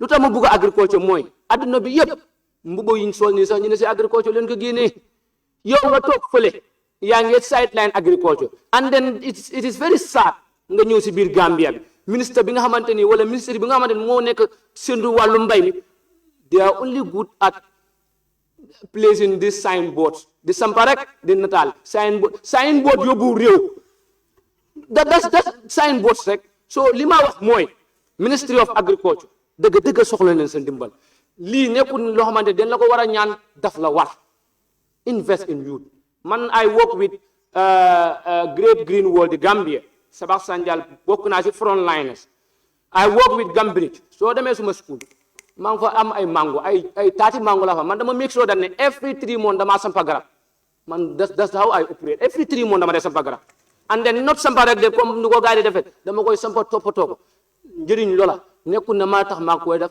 waaye keneen moo tax gis nga neen xàllal ñuy ñëw neen xàll yoon wi that's the only thing neen xàll yoon gis nga booy gis nga su suuf neexoon goro du yëg de angale man mu ne there is no place like home waaye loolu dëgg la ñuy dem ñëpp fippu xamuñ den devastated amuñ seen lenn si luñ jàpp my friend it is too sad and then the root cause is our people those who are there always bëgguma di blame gars yi waaye lu nekk problème mooy man moom wax dëgg ne yàlla laa ak fu ma jógee ko maa ngi amee football academy man maa ngi amee football academy amee coach amaguma sa tertiary certificate man maa ngi grade 12 this year waaye what I am capable of doing there are many of those in position they are not capable of doing it I'm serious maa ngi amee academy maa ngi amee possible team academy di Gambia maa ngi jiite Sabax Sanjal te yeneen na bokk na yeneen mbootaay yu maa jiite booy wolof njaay mu ne gis nga sa loxo su setee di nga mën a bokk ak mag ñi ndab man loolu laa believe neen toog ñu defal réew mi Gambia wake up the youths are not happy. Thank you so much, Honorable Member for Sabax Sanjal. That marks the end of the submissions from the honorable members. I will now call on the mover of the motion to wind up the debate. Point of observation, Honorable Speaker. Honorable Speaker, yes, have you forgotten that I'm the chairperson for youth employment and migration? If I don't speak on this, the youth of this country will take me to jail. I am the chair. Thank you, Honorable Member. As you would remember, there is a procedure to take the members that are going to submit. And like I communicated, the clerks have provided names of those that have raised their tax to actually submit. I raised my tax. I was among the first people to raise my tax. Honestly speaking. In fact, I am pleading. I am the chair. Point of observation, Honorable Speaker. Yes, Honorable Member. For members to speak in this house, it is at your discretion. Please, let's move. Thank you. Thank you very much, Honorable Member. You are very right. It's your discretion. I'm pleading. Honorable Speaker, please. Honorable Member, I'm just considering the time. But what you could do now, I would... Please, 4 minutes. No. I would give you 3 minutes, please. Four. You can choose within 3 minutes or not speaking at all. I will speak. Thank you. Okay. My minutes. Before my minutes, I would just want to request something from you. As the chair of the Youth Employment and Migration, knowing fully well that hundreds of our youths have perished in the Bagway, I just want to request that we stand for just 10 seconds for silence and acknowledge those that have perished in the Bagway, especially those from Bakau constituency. 10 seconds of silence. I am not sure how that sits with parliamentary procedures. I will advise you proceed, and then we can make consultations on how we can best do that. Thank you. Thank you very much, Honorable Speaker. I will just run straight because right now my train is moving very fast. I am on the side of solution, and I believe we all know the problems of this country. And when we talk about government has done a lot. There are a lot of projects that are in place, and I just want to run down. Now, how can we increase meaningful employment for our people? Now, this is the solution question that as a country, both youth and government and partners must answer with action to solve irregular migration. So what is the government doing to enhance employment? They have put in policies. Many policies are in place. You have seen the national labor policy and other policies. I don't want to dwell on them because of time. Now, what are the ongoing projects? Because sometimes I believe it's not that we cannot survive in this country. It's because we are ignorant of the things that are going on. And one of them is, right now we know about the Giraffe Project. The Giraffe Project is on agriculture, and it's a lot of millions of that are there already. We know of the Root Project. It's 80 million that is there. It's to also tackle the agricultural sector, and I have seen that most honorable members here into the agricultural business. These are statistics and these are projects that are live and happening that can solve our problem. Now, also recently in March 12, 2024, there are National Assembly members that are here, can bear me witness on that if I am wrong or right. The World Bank Board of Executive Directors has approved $92.71 million for the Gambia Rice Project in order to enhance economic and educational outcomes. Now, to complement the Focus Recovery National Development Plan 2023 and 2027. Now, these things and also the recent circular migration deal with Spain. Now, we are talking about what are the steps that the government have done. You remember last year we went to State House and we met the Vice President, me and you, Honorable Speaker, we are friends, and he told us about the circular migration with Spain. The circular migration is also to deal with that particular issue of migration. Honorable Speaker, I have a lot to say about things. Honorable Speaker, this country is not poor. Honestly speaking, let us face the reality. The country is not poor. We have mismanagement problem. You know, the government local fund, sums, when we talk about local fund, is what we can get from our country here without grants or international projects. It's sum to almost $25 billion, Honorable Speaker. These are things that we can invest in the agriculture, in other skill centers. Honorable Speaker, when we talk about agriculture, which is the backbone of this country, can solve the problem. Right now, 2023, the rice that was imported in this country was 2.0 billion. Honorable, is it that we don't have lands and water in this country? What is wrong with Jahali Pacha? What is wrong with Saro? Honorable Speaker. Thank you so much, member. Yes, you have 30 seconds. Point of observation, Honorable Speaker. Yes, honorable member. I raised my tag in the first motion. I was not called, and then the second motion also the same. Honorable member for Several, please resume your seat. Yes, honorable member. I say I raised my tag in the first motion. My name was not called, and the second motion also the same thing. Okay, so now this is going to be more difficult. Sorry, honorable member, I cannot grant you 30 seconds anymore. 30 seconds, I mean, no, please resume your seat. One this number. Please it's important for the country. Honorable, please resume your seat. It's very important. If I grant you 30 seconds, I'll have to grant her some time as well. 15 seconds. Cut it. 15 seconds. Let me just say this. Okay, please go ahead. 15 seconds. Honorable Speaker, let us use the reference from Senegal. Invest in the youths that are into the poultry farming. And in next 5 years, we ban the importation of chickens and eggs. Honorable Speaker, the youth will be receiving millions of dollars immediately. I am telling you that. Because sometimes I normally think that our chickens are not, do not have the ability to lay eggs. Chicken lay eggs. Or is it our chickens cannot get into the restaurant? We all normally take our girlfriends and our wife to the restaurant, and the first thing that they order is chicken and chips. Ladies and gentlemen, we can produce this. We have the chickens here, we have the eggs here, and it is millions of dollars, Honorable Speaker. Are we joking with this country? Thank you so much, honorable member. I can see you're very passionate about this, but that is all that you have time for. Honorable member for Jokadu, just because you've claimed that your tag has been raised twice, I will give you 2 minutes. Thank you. All right, thank you so much, Honorable Speaker. Many people have been speaking about agriculture, but then I will dwell on different directions. That is the value addition chain. That is, if you look at the horticultural crops, we have so many people who are engaged in horticultural production. But then what they face is post-harvest loss. And the government should invest on that. We have one institution or sector which is engaged in that, that is the Gambia Horticultural Enterprise, but then I think we need more. When these vegetables are changed into other form, are transformed into other form, they will not get spoiled. We can see an example of last year when the ferry has an issue. The vegetable gardeners face so many problems by losing their vegetable getting ferries, and then most of them lost the cash they invested in these vegetables. So if these crops are being transformed into other form, they will be able to stay long, and then they will be able to transfer in different ways. For instance, if you have your tomato and you change it into tomato paste, your groundnut cake, and the like, you will be able to have so many goods in one product.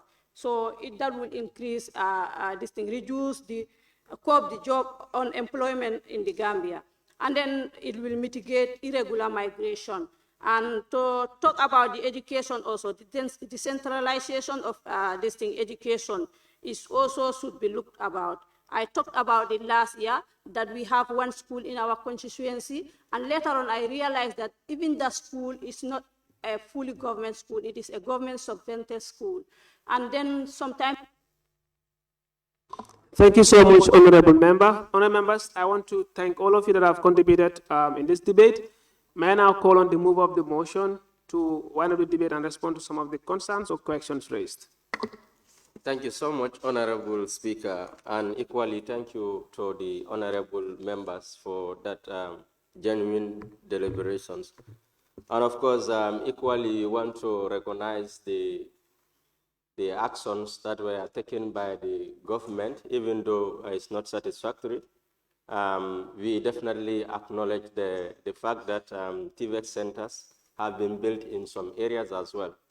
And equally, I would also like to honorably thank my honorable members as well, considering the fact that the change that we want to see is being led by the honorable members. So this is a very much important thing.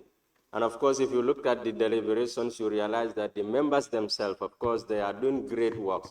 Just to say to the people that it's not only to be talking, but again, what you are advocating for, action speaks louder than words. So a very big thanks to the honorable members. And equally, if you look at the deliberations as well, you realize that much stress has been put on agriculture. And of course, it's very important, and you can see the passion from the honorable members. Agriculture is a very productive site. According to World Economic Forum, annually they used to review jobs, the possibility of certain jobs in creating jobs and so on. So 2023, the 2023 report states that agriculture has the potential to create more jobs than any other area. So that alone is a very good opportunity for the government of the Gambia, equally as the youth entrepreneurs as well. So if also coming down to agriculture as well, diversification is very important. More especially if you can diversify in the area of green skilling and also into blue economy as well. We have ozones, we also have River Gambia and so on. So these are all opportunities where the government of the Gambia can leverage in order to empower, to improve on our local economy. And equally, if you also look at some of those areas, it's underutilized for the fact that if you look at the coastal part of the Gambia, you realize that the government of the Gambia has signed treaties and agreements with the fishing trawlers and so on. Most of our resources are taken down there. So it's very important for us to harness some of these things in order to improve on the local economy as well. The agro-processing industries, how many post-harvest loss? Last year we spoke about it, and this year again it has been spelled out equally. So we encourage the government of the Gambia to have what Ghana has, what you call one district, one industry policy. Every district that you have in Ghana, they have what you call the industries that aligns with the farmers, the kind of things that is produced in that environment. So you realize that this can also be a very good opportunity to empower the local farmers, equally to improve on the local economies as well. You also realize that food security is very important because food security is self-security. If people are not secured in terms of food, you realize that always such society is liable to chaos and so many other stuff as well, displacement. And you realize that these major issues that we are talking about, irregular migration contributes a lot. So we need to look into that. Food security is self-security as well. And also looking at the sustainable employment, SDG 10, the decent job and also economic improvement as well. So these are all opportunities to look at the institutions that can provide such opportunities for us. You made mention of teachers, security officers, and other stuff like that. You realize that it's sometimes very hard to keep those people serving, even at the interest of the person. But of course, sometimes it's very hard. It's not the person that you will take in order to keep you safe at home, but it has to be something monetary. So some of those things has to be put into consideration.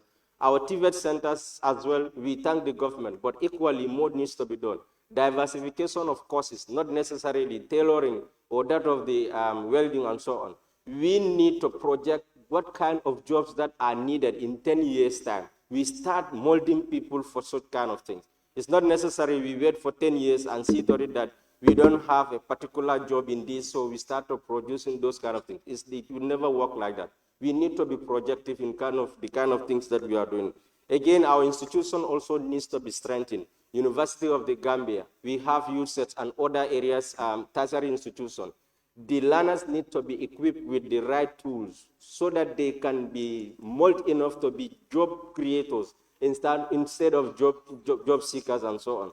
So equally, the tuition fee and stuff like that, other honorable members also spoke about that extensively. Definitely is very, very, very, very expensive. If the government can also look into that, it will be very much important. Fast forward, also looking at the sporting facility. Of course, if you look at the youthful population of the Gambia, you realize that many are also investing their interest into sport. But sporting facilities is always an issue. So I will encourage the government of the Gambia to have sporting facility for every district, if not, but almost every region should have a multi-purpose sporting facility. Talk less of athletic, because here and sometimes after inter-schools, you don't have anything about athletics, except maybe organizing a marathon and so on. Athletic, volleyball, basketball, and so on. We need those kind of facilities so that the young people from the grassroots can feel connected. Some of those natural skills can also be harnessed and so on. You take a reference of Sadio Mane and other African players. The kind of development that they are doing in their country, sometimes not necessarily is academic, but these artistic skills, when you fully harness it and also try to change the life of other people, that is very, very important areas as well. Also looking at the decentralization of resources, I definitely feel very bad to realize that some of the constituency only have one senior secondary school. If the government is very serious about education, I don't think now we should be talking of something of that nature. So I think we need to have a decentralization of resources, because we own all this government, we own all this nation, and of course it's us who can make this country better. Also looking at the side of youth and Ministry of Youth and Sport, the budget support also sometimes is not forthcoming.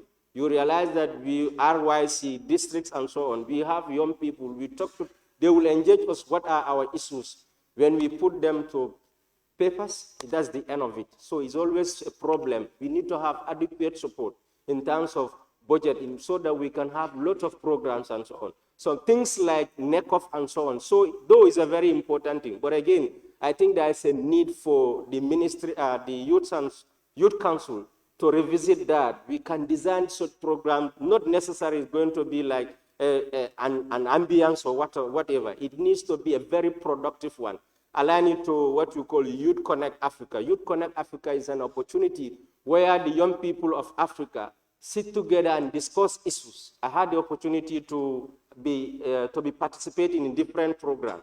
You realize that they have a focus. In 2030, we want people to create jobs. We want people to create jobs. Not necessarily we have an ambience where people have to come, we debated on issues, we have other competitions. At the end of the day, some of those competitions end up bringing unnecessary enmities and so on. So NECOF definitely have to be rechecked. It's a very important program where young people can come together, but definitely it has to be repurposed, reprogrammed, so that it can fit the intended purpose and so on. So again, I will definitely put my submission by reminding each and every one of us that it's not going to come from the sky. It's not going to be coming from the sky. It's ourselves. It's ourselves. And this reference goes to Inna Allah la yughayru ma bi qawmin hatta yughayru ma bi anfusikum. Thank you all. Thank you so much, Honorable Member. You might want to have your mic off, Honorable. Honorable members, I now put the question that it has been moved and seconded that this Honorable Assembly do adopt the resolution. The government to take measures to enhance youth employment and curb irregular migration. Those in favor say aye. Those not in favor say no. The ayes have it. Therefore, honorable members, at this juncture, I would like to invoke clause 13 of our standing orders to suspend the sittings, and session shall resume at 3:15.